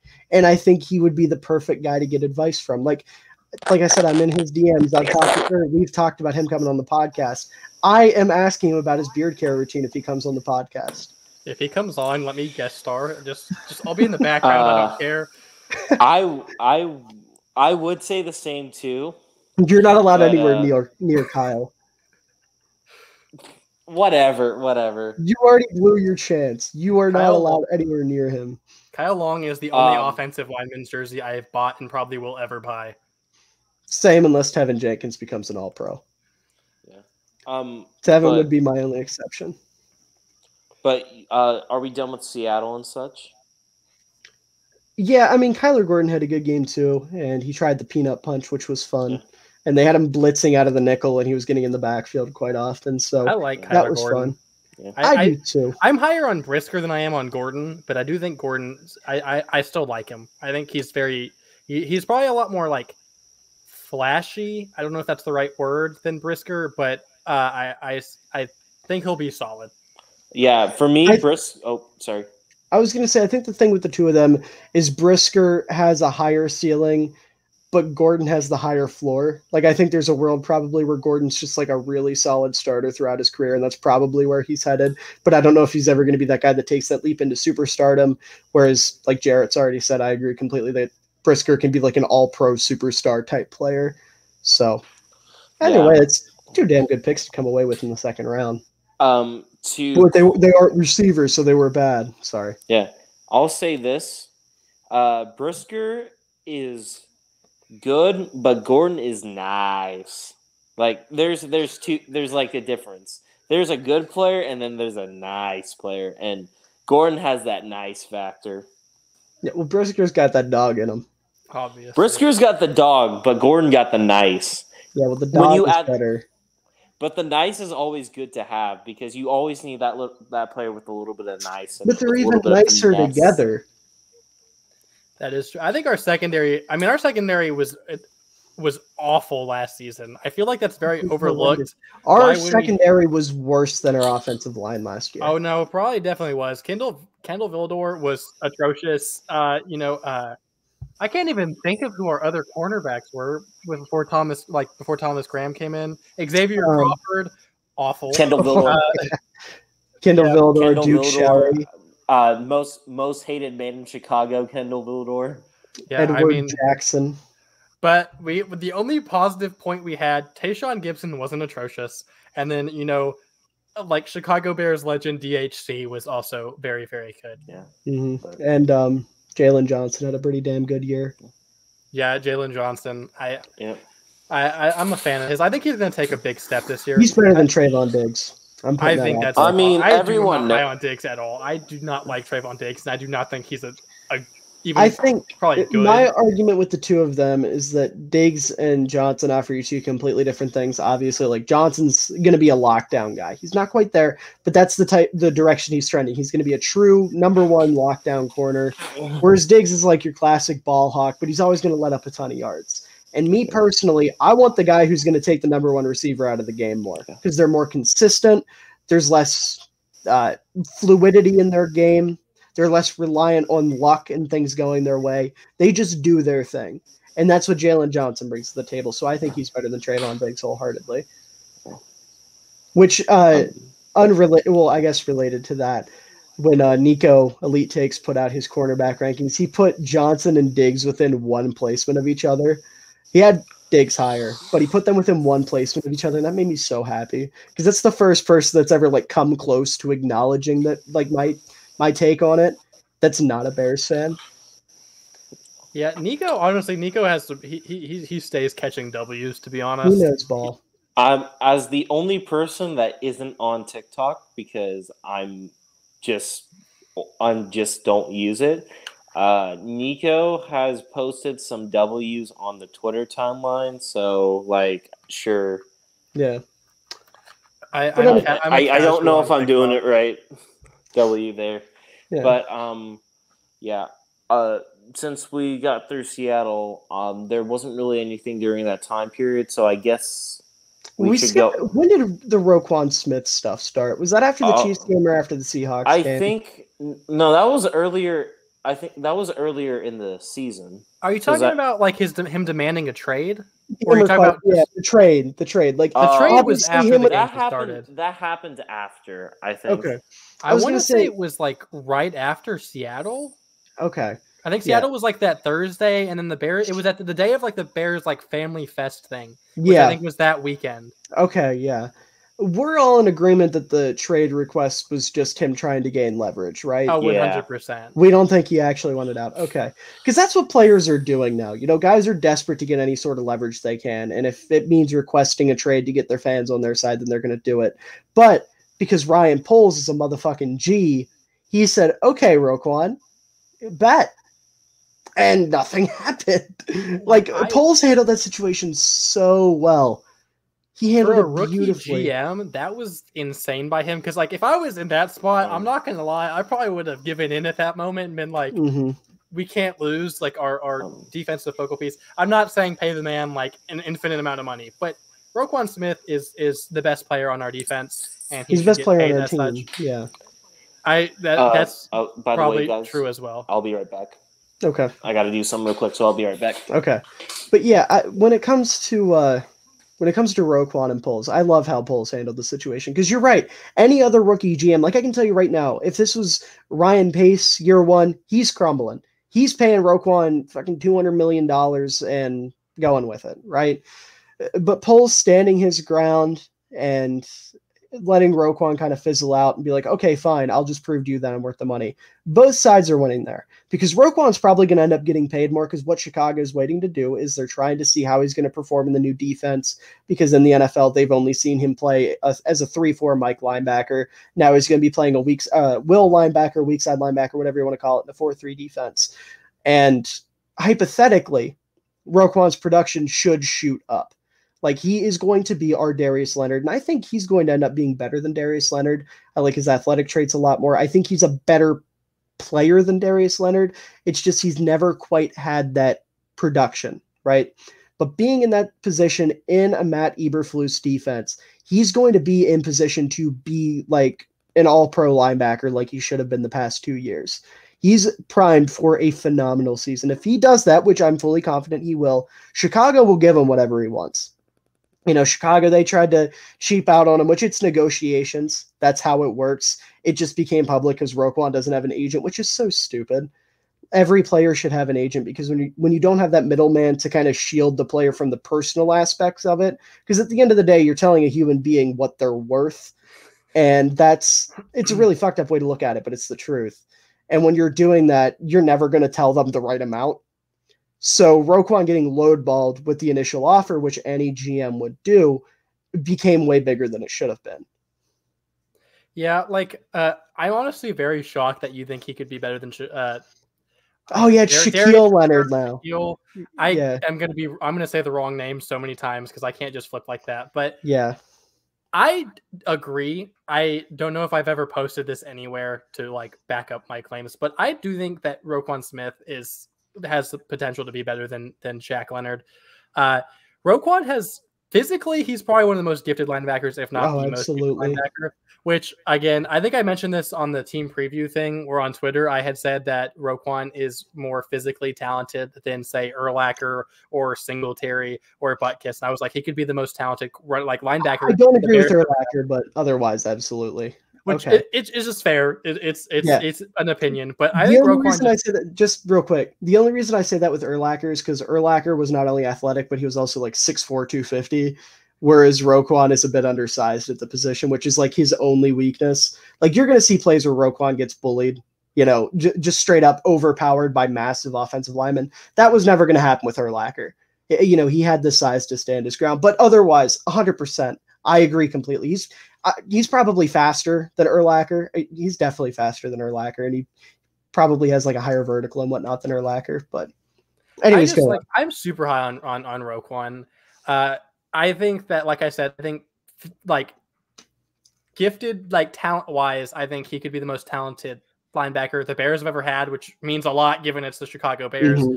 I'm not saying he'll ever like surpass the level of like an Urlacher or a Singletary, Buckus or anything like that, but talent wise, he sure has the potential to. And I think in an Eberflus defense, he is going to be absolutely insane. I'm not saying we had like he was bad the past few years, but I think the just better coaching he's going to get, I think he's going to take another step and be like just a completely different animal. I think Roquan is going to be insane this year, and I think he is smart for him to not take in a contract and get paid more this next offseason. And regardless, we have him with the franchise tag if he does come to that. Also, one thing I don't really want to get into because it's a lot more like of a serious note, and I don't really know a lot about it, was the Roquan off the field stuff. I don't know whatever happened to that. It just kind of disappeared and no one talked about it again. So I don't really know.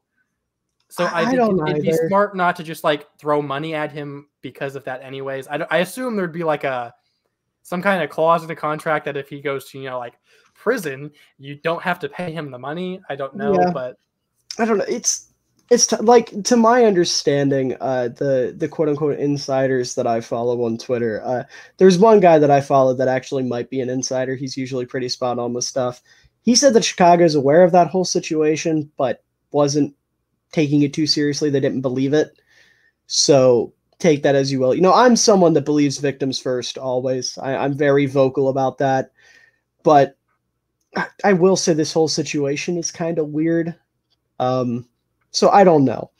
I like I said, like you said, I don't want to get into it too much, but it is a weird situation. The fact that it just kind of got swept under the rug is very suspicious. But yeah, I suppose we'll find out. Because I like Roquan, but if hypothetically he did something, I don't think he should be on the team. I think that's an obvious note. Oh, absolutely. He shouldn't. If true, he shouldn't be walking the streets. Period. Which I don't want to compare things or compare instances of people doing shitty stuff, but it feels like it falls somewhere between Ariza and Deshaun Watson, if true, which is really fucked up and I hate. But it's there. You got to acknowledge it. But I do think Roquan's going to be a Bear for a long, long time, assuming all that stuff is cleared up off the field. Like you said, he wants to be the next in a long lineage of great linebackers. He said that multiple times.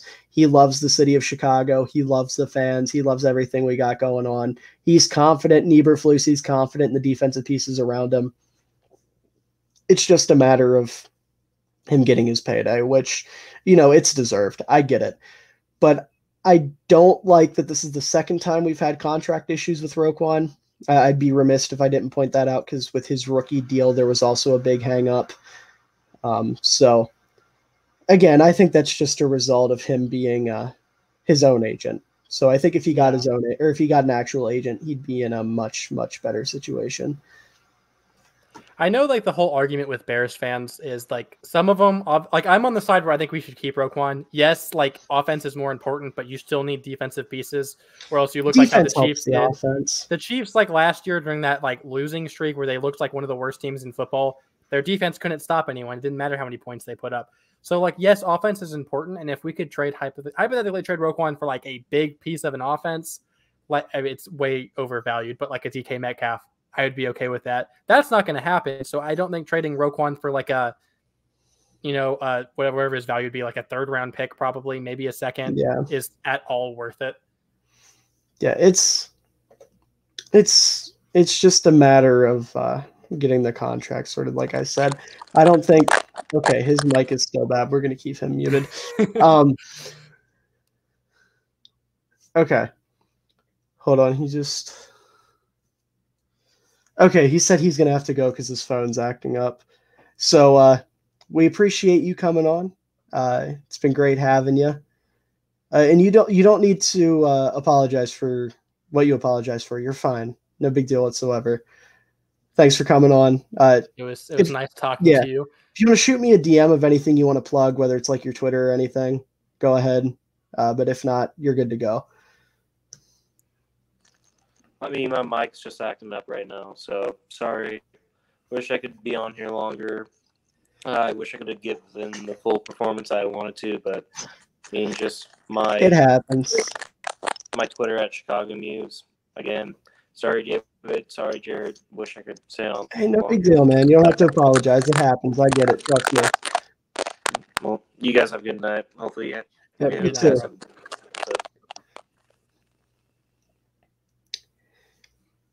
Alrighty, but back to Roquan. I wouldn't trade him under any circumstances personally. I'm a firm believer that having a great defense makes a quarterback better, makes an offense better. And that was my main argument with the draft as well, with Brisker and Gordon specifically. People were really upset about that. Because if your defense is bad, your quarterback's going to be in a worse situation because you can't establish the run, you can't set up play action, and your quarterback's going to be trying to come back in every game. And when your quarterback thinks he has to score 40 points every single game, it's just a nightmare. So, which my favorite quote on it is like, offenses win games, but defenses win championships is like my favorite thing. Which I assume all Bears fans are probably this way, but I love defense. Defense in all sports is my favorite thing. Back when I played basketball, I was awful at offense, but I was a lockdown defender. When I watch football, I like defensive games. I know like the Patriots-Rams Super Bowl from a few years back, it was super low scoring. People are like, this is the worst Super Bowl I've ever seen. This is awful. I'm like, this is a great game. This isn't just, it's because there's a difference from offenses playing, like two offenses playing bad than two defenses just playing amazing. And that game was more so just defenses playing amazing.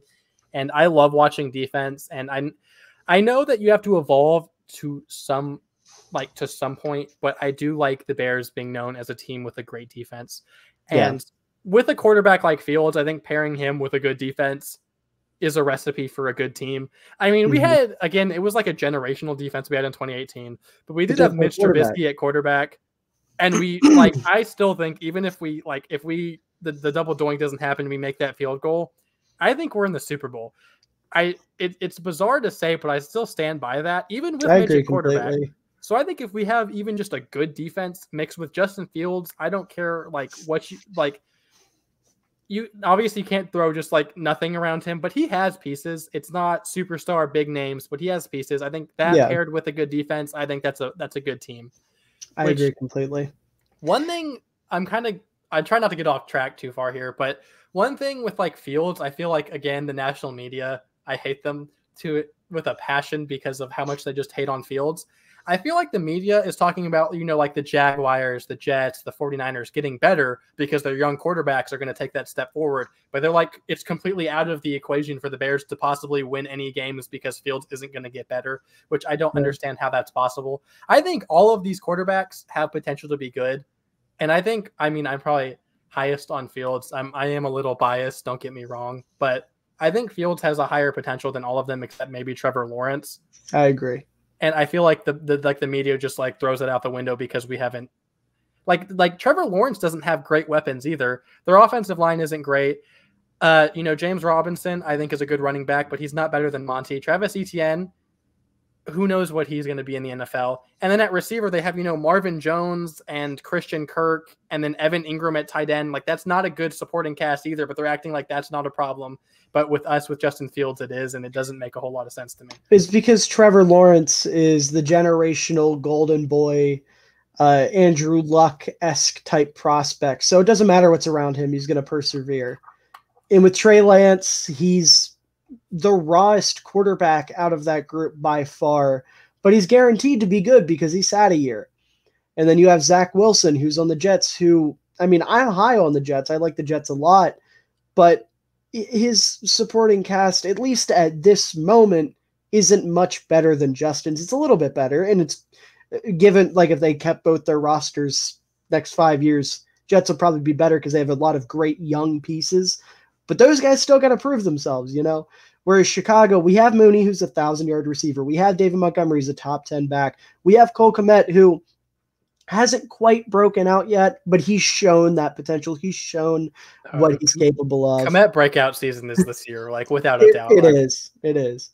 And then you have Byron Pringle, who keeps getting better. He's had more yards. And again, I don't like to go off stats just like you, but he has improved statistically every single season of his career as like the 4th receiver in Kansas City. He's going to be like, I guess technically he's the 4th receiver in Chicago, but there's pieces around Justin for this year. And then you go into next year, probably have a top 10 pick, you know, what is it, like Keyshawn Butte or however you say his name, and Jackson Smith and Jigba, and all these great receivers are coming out. Unfortunately, we're not going to be able to hit on any of the free agent receivers because all of them decided to fucking re-up, which pissed me off. So part of me wanted Deebo Samuel to be a Chicago Bear so badly. It's just like feel like that's just a player you can just picture in a Bears uniform with our style. I love Deebo so much. Could you imagine, like, Chicago could run straight up read options with Justin and Deebo, and like triple option and just all sorts of goofy shit. Like, it would be so much fun. I do like the whole going with a younger receiver, like in the draft. I know that's not like as a guaranteed hit, but it does have some positives to it. Like, you don't have to pay them the big money right away and stuff like that. But I think regardless with Fields, I based off the eye test, I feel like he could potentially be a quarterback good enough that he could have like you wouldn't matter the pieces around him. You're still going to think he's going to have a great year. Like he's an the guy that can elevate everything around him. I agree completely. Elite quarterbacks do that. Like think of the pieces around some of the elite quarterbacks. Aaron Rodgers, I mean, he's usually had a pretty solid number 1, but outside of that, it's usually just kind of like, you know, mediocre pieces all around. He made Randall Cobb a household name. Like, Randall Cobb's not a great receiver. Point, yeah.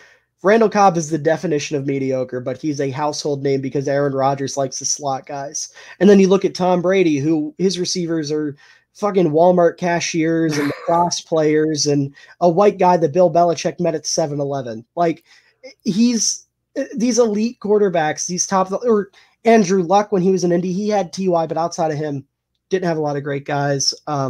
There's plenty of quarterbacks you can think of. All of the best quarterbacks are capable of elevating the guys around them. And Justin has that potential. That's the big thing. And I think that's something we're going to see this year. And I think that's going to be the biggest thing for his development, because Chicago gave him the pieces that are just good enough to do something. But if he wants to go anywhere with them, he has to step up. He has to take that leap. And yeah, that's a lot to be asking for a quarterback in year 2, but Justin's capable of it. This isn't some guy that shies away from adversity. He's not a guy that shies away from having to step up. He's capable of it. We've seen it time and time again. And I think it's going to be another example of that, where he's making guys like Dante Pettis 600-yard receivers, or he gets Cole Kmet to 1,000 yards. He gets Mooney to 1,200 yards. There's going to be production out of this offense. It's not going to translate into a lot of wins, but people are going to look at Justin Fields and be like, man, I was wrong. And that's all we need this year. See, most of the time, like as a fan, you know, you get used to Twitter is just full of trolls at this point. Mm-hmm. But, you know, there's like the people who just like insult whatever team. And like before, like last season, like when people like talked down on the Bears, it kind of like angered me in a sense. I don't want to say like I got sat here and got like pissed off over a tweet, but I would get like, you know, annoyed, irritated. Like this offseason, whenever people like talk bad on the Bears or Justin Fields, it's more so I just kind of laugh it off.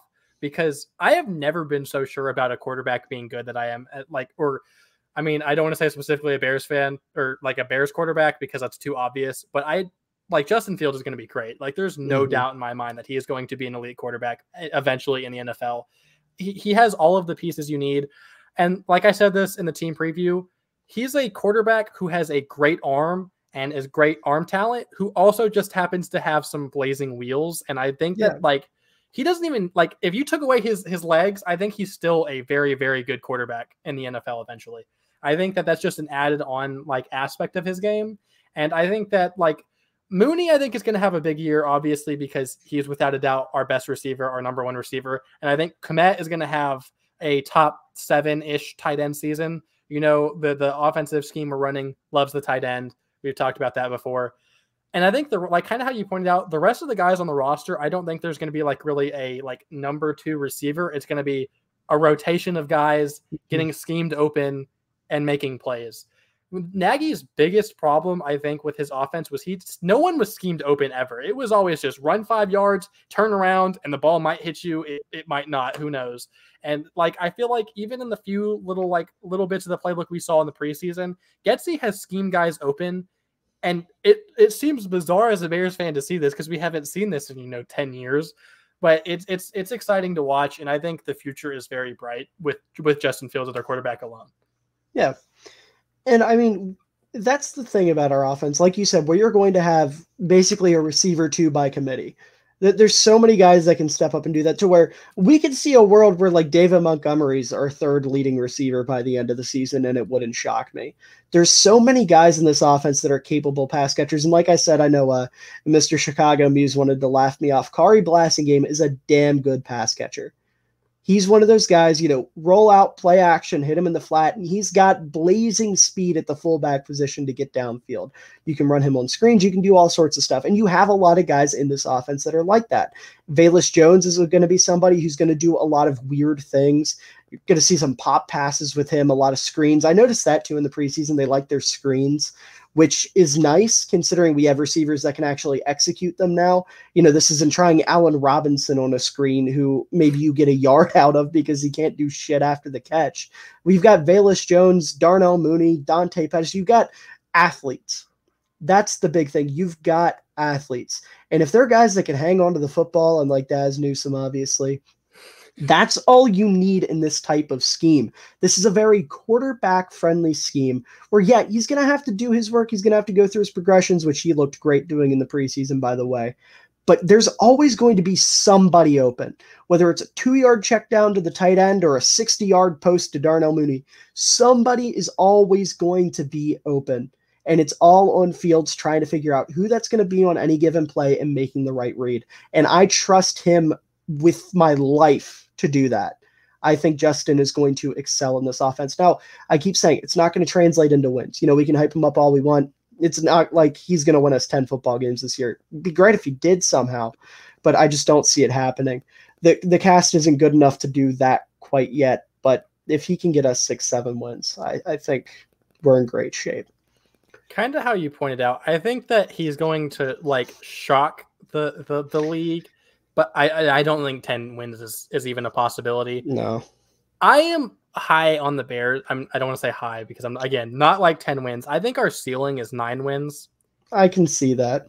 I think that's only if Justin Fields takes a huge step, which could happen. I think the more likely scenario wins-wise is probably, you had said 6. I'd probably say 7. I think is probably likely. I just think that it's bizarre. People think that we win 1-2 games.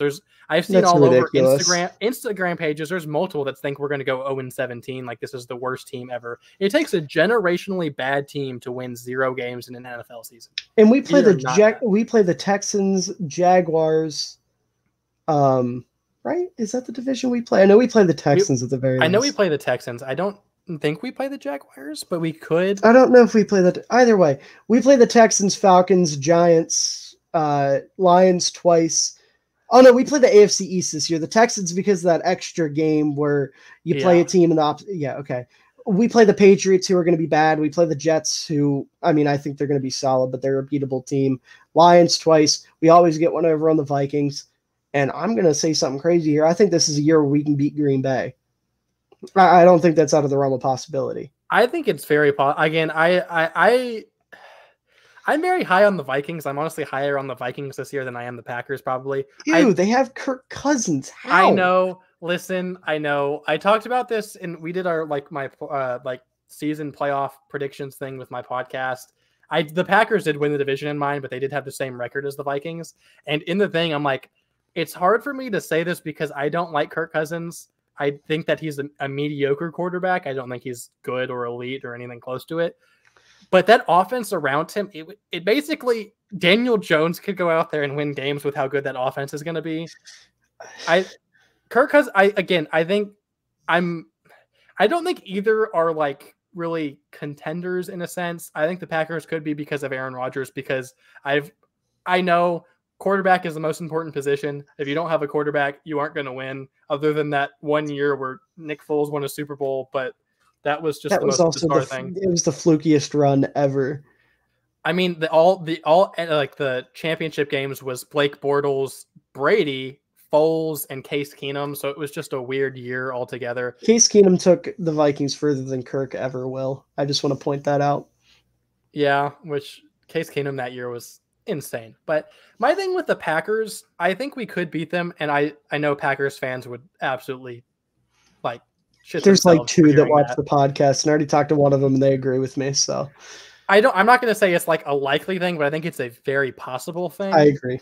Their receiving core, I think their receiver core is worse than the Bears. They have the worst receiver core in football. Like, you're going out there with Alan Lazard as your wide receiver 1. I really like Romeo Doubs. I think he can be a very good player in the league. And, as we said, Christian Watson, I was very high on coming into the draft. Mm-hmm. His injury problems going into the season worry me a little bit. So I think they have potential to be better than ours, but I think as of now, I think they have a worse receiver core than us. And their offensive line, honestly, I don't think is great. They have pieces. Bakhtiari, probably like the best tackle in football if he's healthy. But like my thing with the Trent Packers, Williams exists. Okay, Trent Williams, that is true. Yeah, don't undersell Shanahan's big boy. Ignore that. Yeah, but my thing is kind of how I talked about earlier. Offensive lines look better whenever the coach is good at scheming them. And it's the same thing because like we're not going to get like the exact Packers offense, but we're going to get basically the Packers offense. They scheme their receivers open, which is why Aaron Rodgers, they've always been really good at scheming receivers open. That's why I feel like their top receiver, when they leave, looks so much worse. I don't think Devontae Adams is the same case. I think Devontae Adams is a different animal. Yeah. But like your Greg Jennings or I mean, Jordy Nelson was old when he left, but still applies. I think they're a better team, especially their defense. I think is going to be the best defense Aaron Rodgers has had since the Super Bowl win. Completely.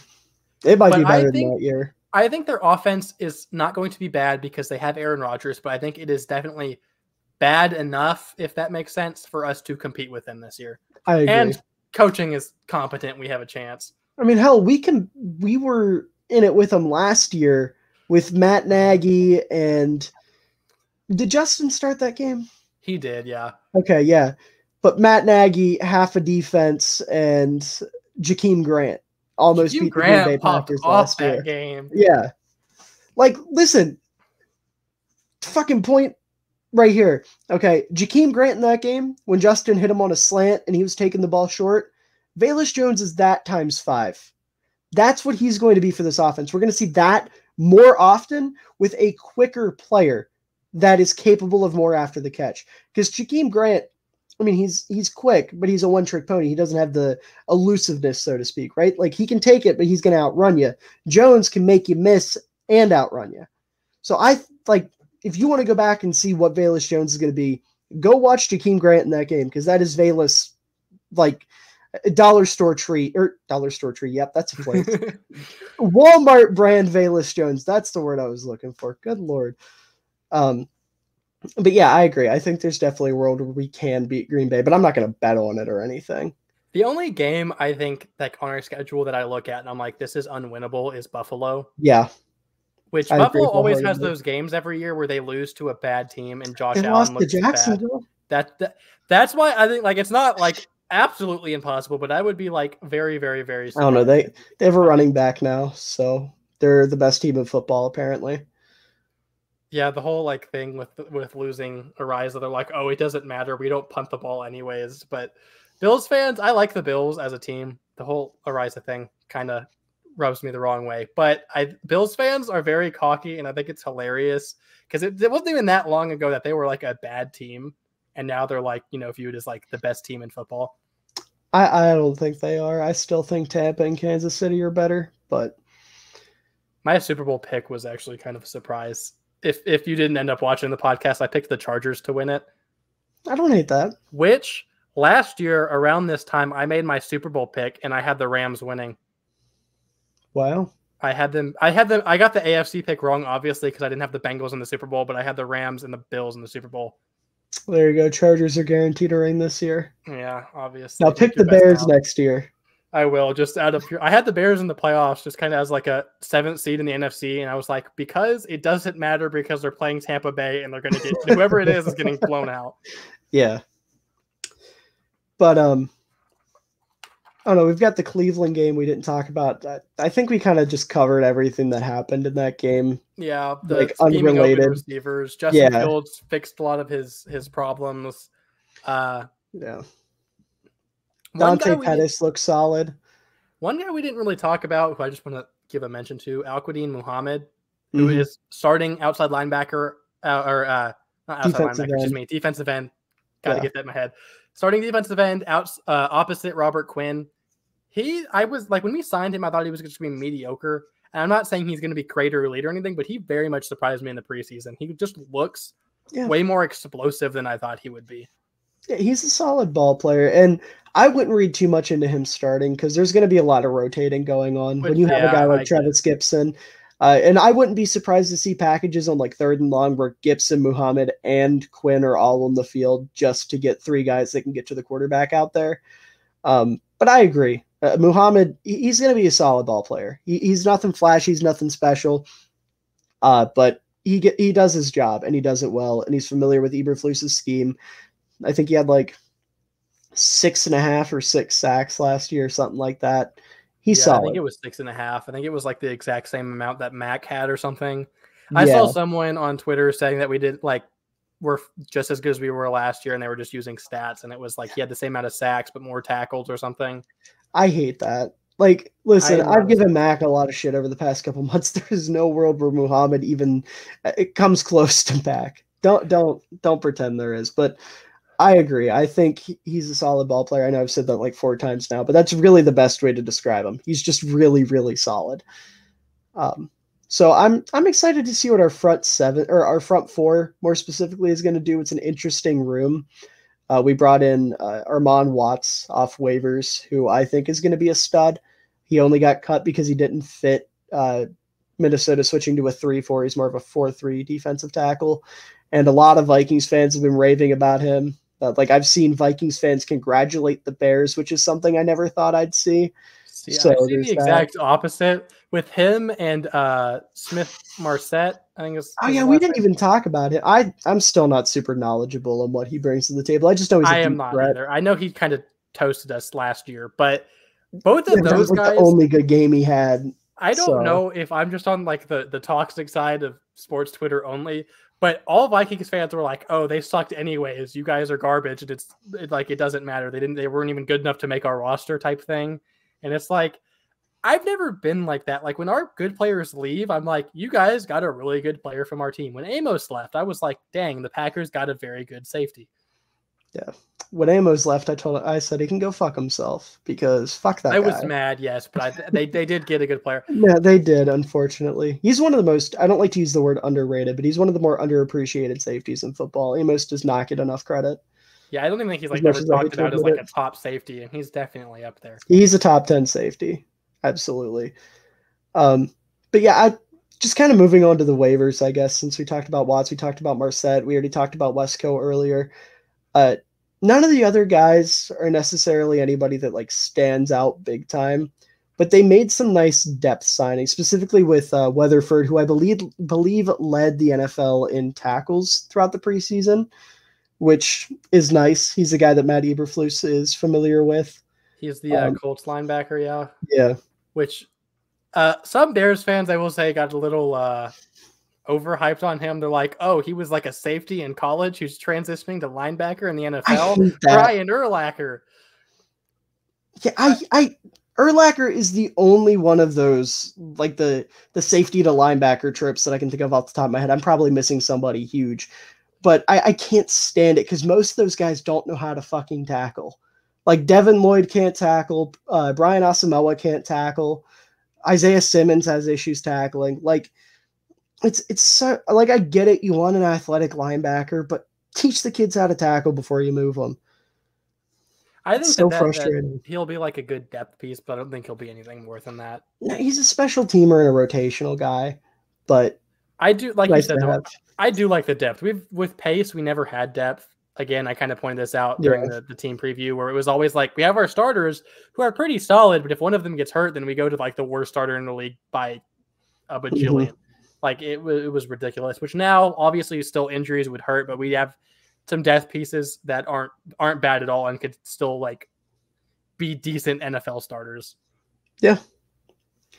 The other two guys we brought in, Sterling Weatherford was the one we already went over. Josh Blackwell at corner, and then Kingsley Jonathan, which is such a cool name. I'm not really that's such a funny name either, but it is a cool name. They're depth guys. Like I don't know a whole bunch about them either, but they're solid depth to my understanding. So we'll take it. Which I feel. See, whenever we got the waiver wires, it's like a positive, but then it's like 2 days or it's like the day after your final cuts or whatever. So you think guys make the team, then they don't make the team, and then you get sad over it. Which I kind of talked about it on Twitter. Zach Thomas, I really was happy he made the team. He's on the practice squad, so it's not all bad. Did he get brought back? I missed that. He did, yeah. Okay. Yeah, I don't remember. We cut someone off the practice squad. And I think that was that Tonga? I think because Tonga made the team initially. I don't think he was on the Tonga squad. Got cut from the 53. You're right. Maybe they moved someone up from the practice squad to replace him or something. I don't know. Not sure. But yeah, no, shout out my boy Tonga, who's no longer with the Bears. Don't worry, Ryan Tate will take good care of him. It wasn't a scheme fit, so I get it, but it's still sad because I don't know. I really liked him last year. In a 3-4, I think he can be a serviceable, rotational piece. I just think in a 4-3, he had no shot. But listen, on the bright side, even though Tonga time is over, Tonja's time is just beginning. Which is even better for you. It's even better. A fullback, but exactly. I was so shocked he made the roster. Not like to discredit how good he played in preseason or anything, but he was listed as like a fullback most of the training camp and everything. And then they do the final cuts, and he's listed as a tight end. All of a sudden, he changes his number to a tight end number, and it's just like, I mean, I'm not going to complain, but I said earlier, he's going to be our Josiah DeGuara. That's going to be their goal with him. Which I was honestly like surprised, but like I didn't think that both Ryan Griffin and O'Shaughnessy would both make the roster. Did O'Shaughnessy make it? He got like waived with an injury settlement. Oh yeah. So there's people saying he's probably going to come back. Yeah. But I don't know. I feel like I don't know. Like this year is about like finding talent, and I feel like finding younger talent, and I think Tonjas is a lot better of an option than O'Shaughnessy because you know what O'Shaughnessy is, which is that's like the only point I have to add to it. But I don't know. I feel like Tonjas offers a lot more, and he's a lot more versatile than O'Shaughnessy is. So I don't think that's like. I think when O'Shaughnessy is healthy, I don't think there's like we need to like all of a sudden cut Tonjas for him or anything like that. Yeah, I think if anybody would be at risk there, it would be Trayvon Wesco. But even then, I would much rather have him for the same reasons. He's got versatility to him. Like I said earlier, the Jets were trying him at fullback, and he's a stellar blocker. And with how hard this team's going to be running the ball, Wesco is the better fit. This team is going to run the ball so much. Like for all the fantasy people, David Montgomery, everybody's been clowning me.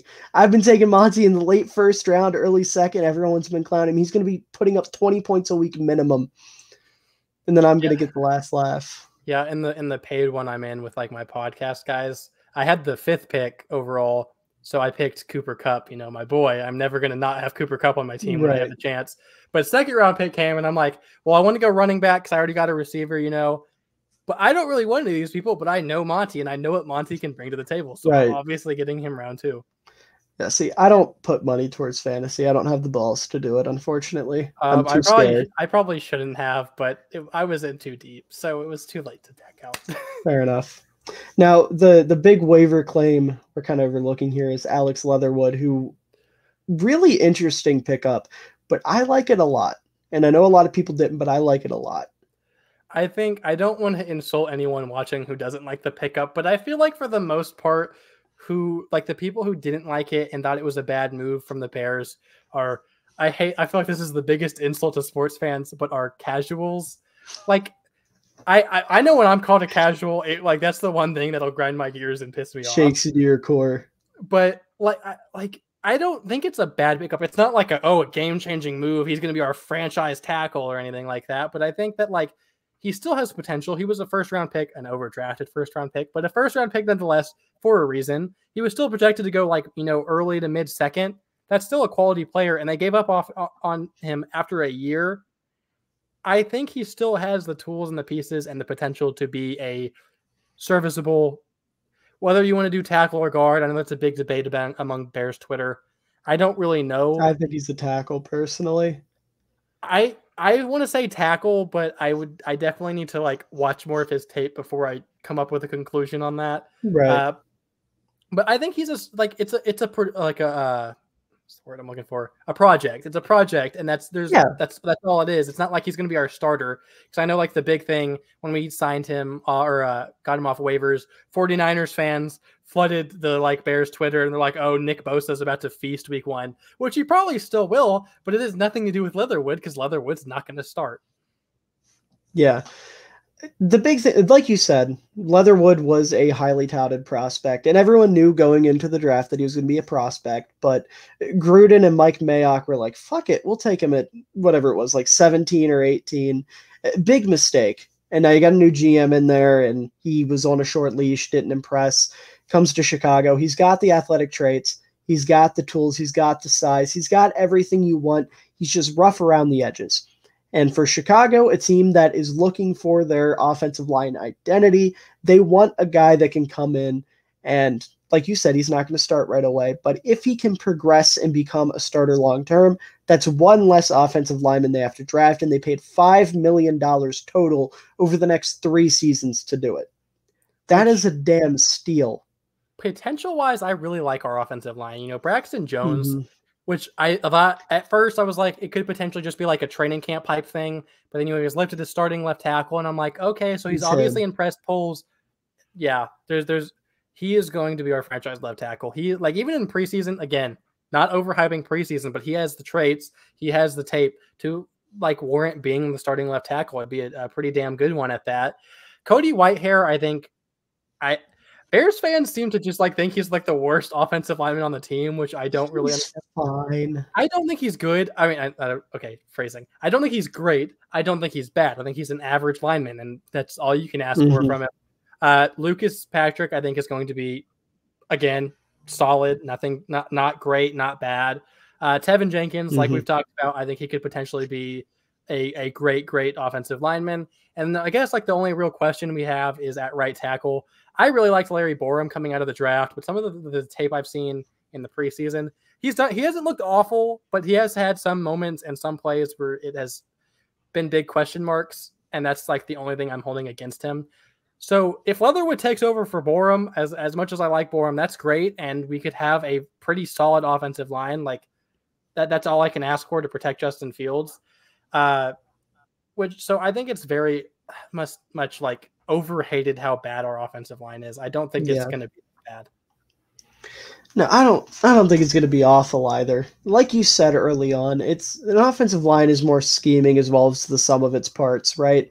It's not judging based off the individual talent of each offensive lineman, because if you have one offensive lineman that's not that great, like let's say Larry Borum has a bad year, you can cover him up in so many different ways. You can run double teams. You can keep tight end protection, which, again, Lord knows we have plenty of. There's plenty of ways to make those guys work, and I think we're going to see a lot of that in the first week, specifically against San Fran, because we are throwing a rookie and a second-year fifth-round pick out there against Nick Bosa. We're probably going to see a lot of tight end protection. We're probably going to see a lot of Khari in the backfield sticking around to help out. And that's going to take away from the pass game a little bit. Cole, unfortunately, probably isn't going to have a big week 1, but otherwise, we're probably going to see a good bit of that, and it's going to help. We have great pass blocking tight ends. We've said it 100 times. So there's ways to get around it. There's ways to make it work while these guys develop. And then as the season goes on, you can kind of take the training wheels off and let them loose. And I think by the end of the year, Braxton Jones legitimately could be this year's Trey Smith. The guy from Kansas City was like a fifth-round pick. And ironically, Ryan Poles, where did he come from? Kansas City. He was in that room when they were making the decisions when they made that pick.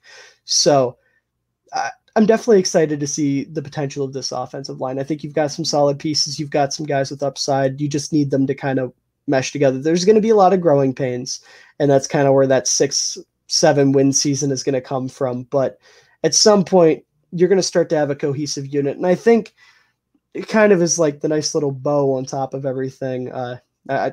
Not trying to force this to end or anything, but like the nice little bow on top of everything.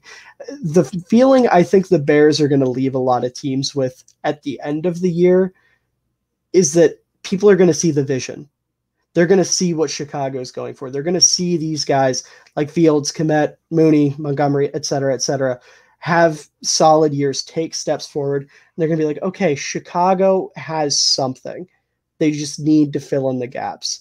And that's that $100 million, probably a top 10 pick, and a full slate of draft. Think about that for a minute. We're going to have a full slate of draft picks this year. How fucking crazy is that? Which, like we've had that, once in the past 5 years? It's like draft picks. It's bizarre because Pace obviously didn't value draft pick whatsoever.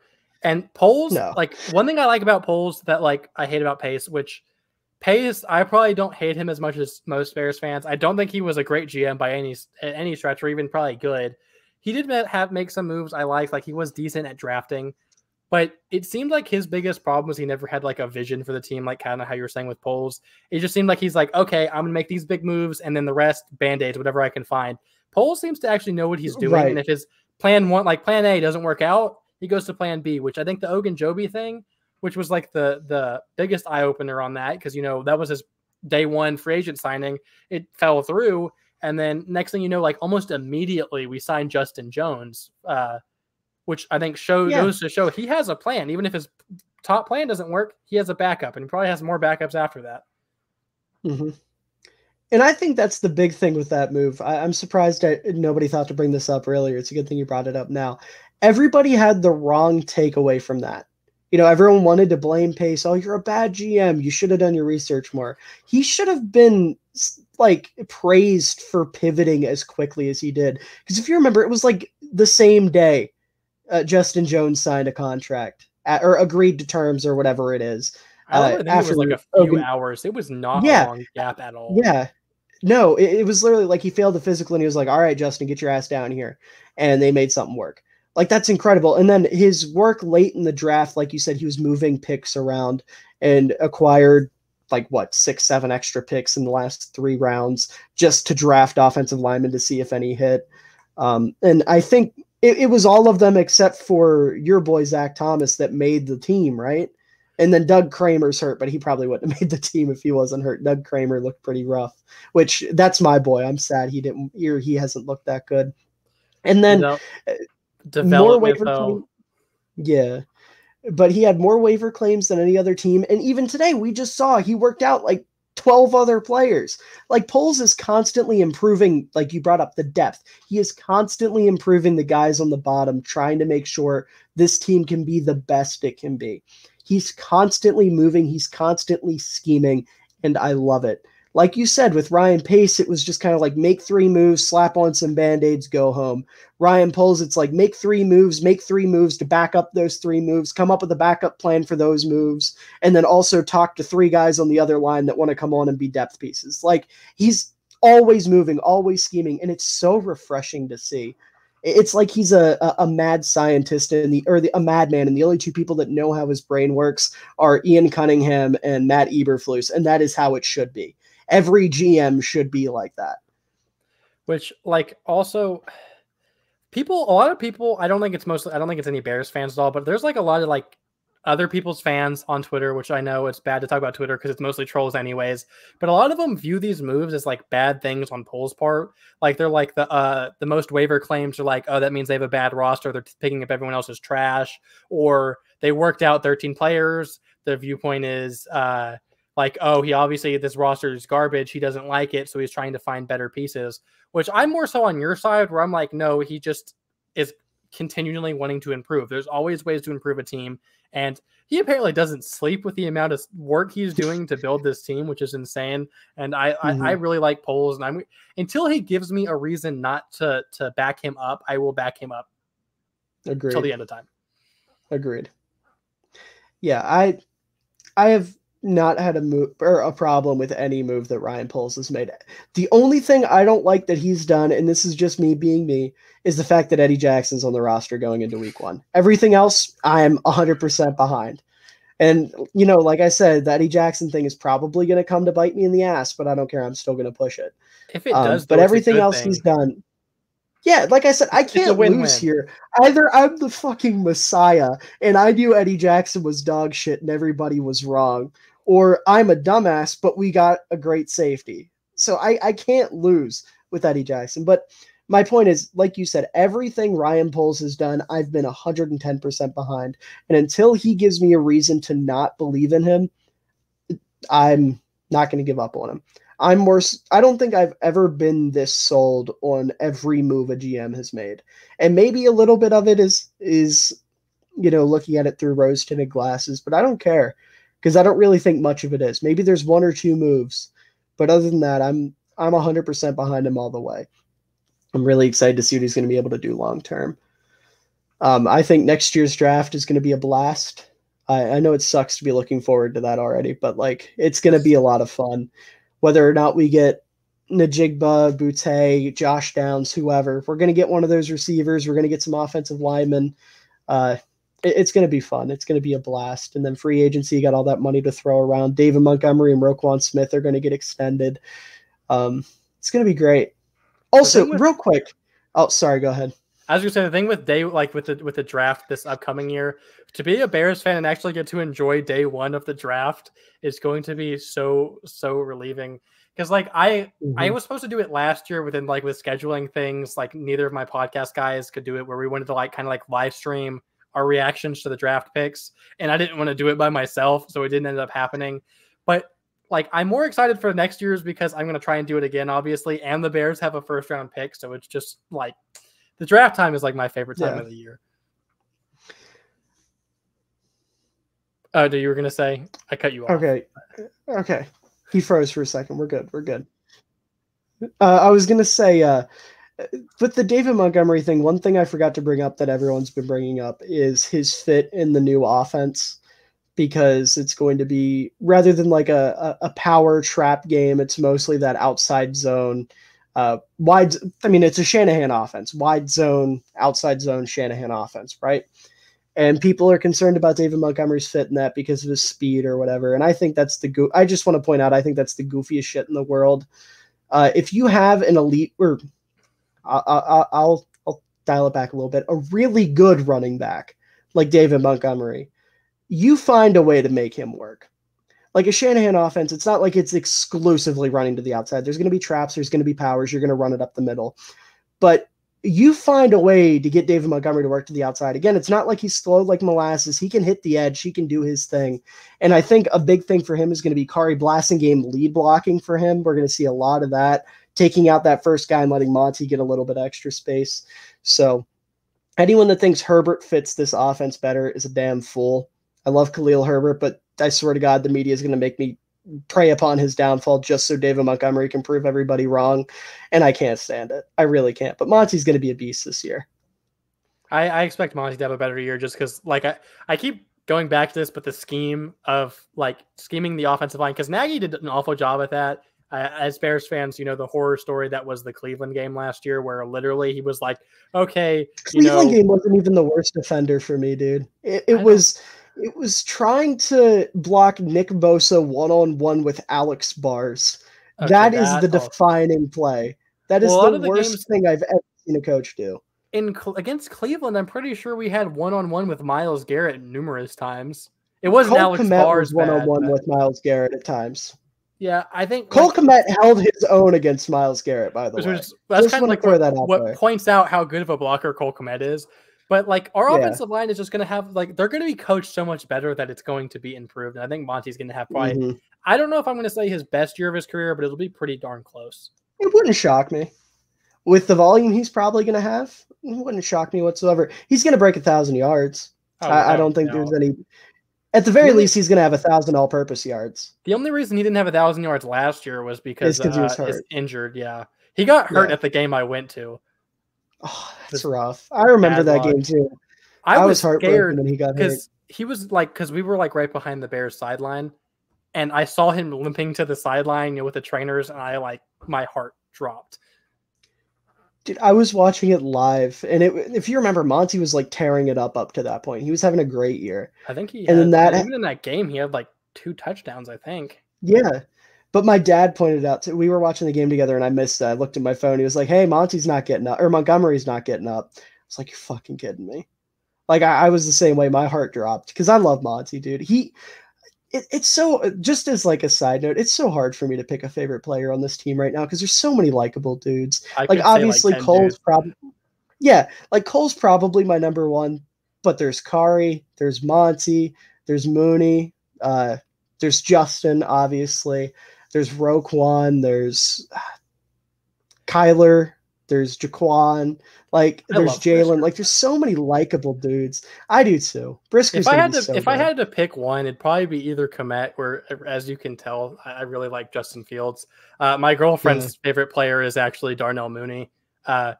When we went to the game against Detroit, she wasn't really into football at that point, but I brought her to the game anyways, and she's like, "I'm gonna pick a favorite player," and Mooney had a good game, and she's like, "I like number 11," and so since then she loves Mooney, so I have to kind of shout him out at least a little bit, or she's gonna hit me for it. See, I've got a funny story like that. My mom, when I was little, her favorite player was Julius Peppers, because there was one point where Julius Peppers was standing next to a referee, and you remember Julius was like 6'7". Yeah. So him standing next to the ref, he made the ref look like a little kid. And he was like, she was like, "I like that guy. He's really tall." That was her favorite player for like 3 years or however long he was in Chicago. And then she really liked Brandon Marshall because he was a goofy, silly dude. Man, Brandon Marshall was fun. That was so long ago. It really was, and it hurts. Like, I was just thinking about it. Zach Miller fucked up his leg almost 6 years ago now. No. Oh. 5 or 6, yeah. I hate feeling old with sports. Like, yeah. That's just insane. Which also, this is kind of a more positive note on the Zach Miller thing. He's actually a really cool dude. He makes like pretty good music. I'm not a big country guy, but I do listen to his music. I do too. But also, he has responded to my DMs before. He did. I had gotten his jersey that year that he hurt his leg. Mm-hmm. I hadn't gotten it till Christmas, so that was afterwards, but it had already been like bought before he hurt his leg. And a couple of years ago, I DM'd him when I got it, or I guess not when I got it. I DM'd him when I got it, and then like a few years after that, I was like, "Hey, would you mind signing this jersey for me?" And he's like, "Yeah, send it to this address." I sent it to him, and he sent it back, signed, and it has like a personalized message and everything on it. That's awesome. Listen, I might have to abuse my Khari Blasingame following me and have him try to get him to do the same thing. Because I've made up my mind. That's the next jersey I'm getting. I'm getting Khari. He's going to be my first fullback jersey, which is crazy to think about. I don't know how I don't have one already. But I actually don't have a Cole Kmet one, which is the most bizarre thing. I have one, but mine's jacked up. I don't know if you can see, but I can see on the 5 a little bit. Yeah. I don't know how that happened. But I used to buy a lot more jerseys when I was younger, and then you get bills and stuff, so I can't just be like spending willy-nilly. But I do want a Cole Kmet jersey. Hopefully maybe at this year when I go to Chicago again for a game this year, if it happens, I'll get a Cole Kmet one. See, I'm still living with my parents, so I don't have to pay bills yet, and I always get a jersey or two for Christmas and my birthday, so I'm in a good spot. And then with my I get financial aid for college, so all my classes are paid for, and I get like a big refund check that's technically supposed to go towards like my books and my dorm, but I live at home. So how do you think I'm going to a Bears game this year? Right. Okay. So I'm probably buying myself a Khari Blasingame jersey with that money. I'm not gonna lie to you. I think that's probably gonna be the vibe, because I don't know how much I get, but I know it's a solid chunk. But that's the beauty of college right there. I love that. We get to be like, we have to pay this back later, but that's a later problem. Right now, I'm going to enjoy the Bears. Yeah, that's me when I'm going to look even more middle-aged problem. I'm in my like middle age right now. I don't know. I'm 22, and people think I look like I'm like, well, I've now gotten to where people think I'm like 18. So we're making progress. I've always looked like a baby. Dude, listen, if I shaved, I'd be in the same boat. If I shaved and cut my hair, I'd look like I'm 12. If I could grow my beard, maybe, but I can't. I grew a beard one time, like earlier this year, and it was just like redneck as hell. And I'm like, this is gross. I'm not doing that. Yeah, see, I learned I could grow a beard by accident. I just went like 6 months in middle school without shaving, and I got like a little something going on. And then I started my freshman year of high school, and I went like a year, and I had a solid beard. So I'm like, oh, okay, I can do that now. I didn't even have to shave till like senior year of high school. That's rough. Meanwhile, I get told I look like a mountain man and Jesus on the daily.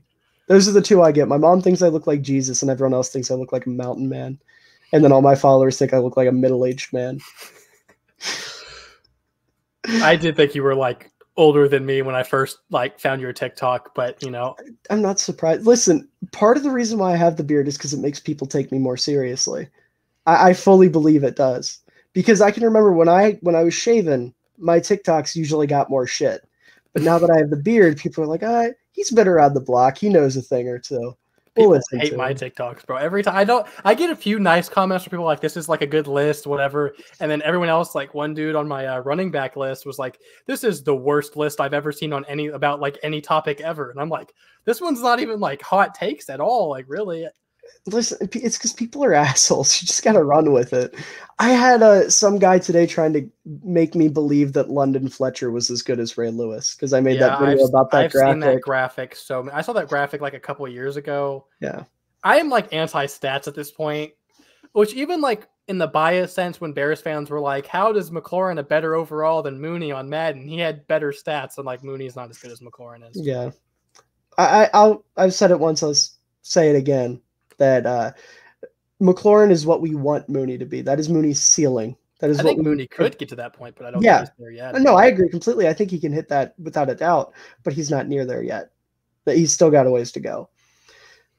But I think that about wraps it up, unless there's anybody we didn't talk about. Any like breakout candidates? I think we covered most of them. I think we got everybody, I hope.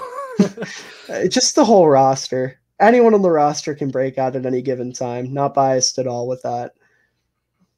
I think the big ones, you know, Komet, Brisker, which if Brisker doesn't even count, he's a rookie, but yeah. I think we covered mostly everybody. Yeah. Justin and Komet, those are the big two, pretty much. But I think that's going to do it for this. Real quick, if you want to plug anything, I know you got your podcast, your TikTok, and whatnot. Which for my TikTok, I didn't really do my single YouTube thing that I plugged on my on the team preview, so we're going to leave that out. But my podcast with my group is Cool Sports Guy. It's on Twitter, Instagram, and YouTube. And then I did start doing TikTok. I'm kind of like bad about making videos all the time. I am a little bit busy, but it is JRice Sports. Now, make sure to have links to that in the description, as always. Jarett, thank you so much for coming on. I really appreciate it. It was a blast. I could talk, like, this was already a long video. I could talk for another few hours about Bears. I could too, but I also have class in the morning, so I got to sleep at some point, or else I'd keep going. And also thank you to ChicagoMuse, who had to dip out. Unfortunately, he's been blowing up my DMs apologizing for leaving, and I promise it's not a big deal. I get it completely. I feel really bad that he feels the need to apologize, but like I said, that's going to do it for this little like special team preview, so to speak. This is probably going to go up before I even finish the other 3 team previews I still got to put out. But I hope you all enjoyed. Make sure to let us know down in the comments below if you're not a biased Bears fan what you think is going to happen, or if you're a biased Bears fan, just type up our takes and whatnot. If you slander Cole Kmet, I will come to your house. I'm not going to tell you what will happen after that for legal reasons, but I will be at your home if you slander Cole Kmet, so take that as your will. But make sure to like as well. We sat here for 2.5 hours and talked, so any sort of support would be appreciated. Make sure to subscribe. We're trying to hit 250 subs by the time the season starts, and I think that's cooked. We need like 20 subs in 2 days, and that's not going to happen. So maybe by week 2, that's what we'll start shooting for. If we can get 20 subs by week 2, that would be great. But to everyone out there, and Jarett and ChicagoMuse as well, I hope you all have a wonderful day, night, evening, afternoon, whatever time of day it is for you. I hope you enjoy it, because you're all wonderful people.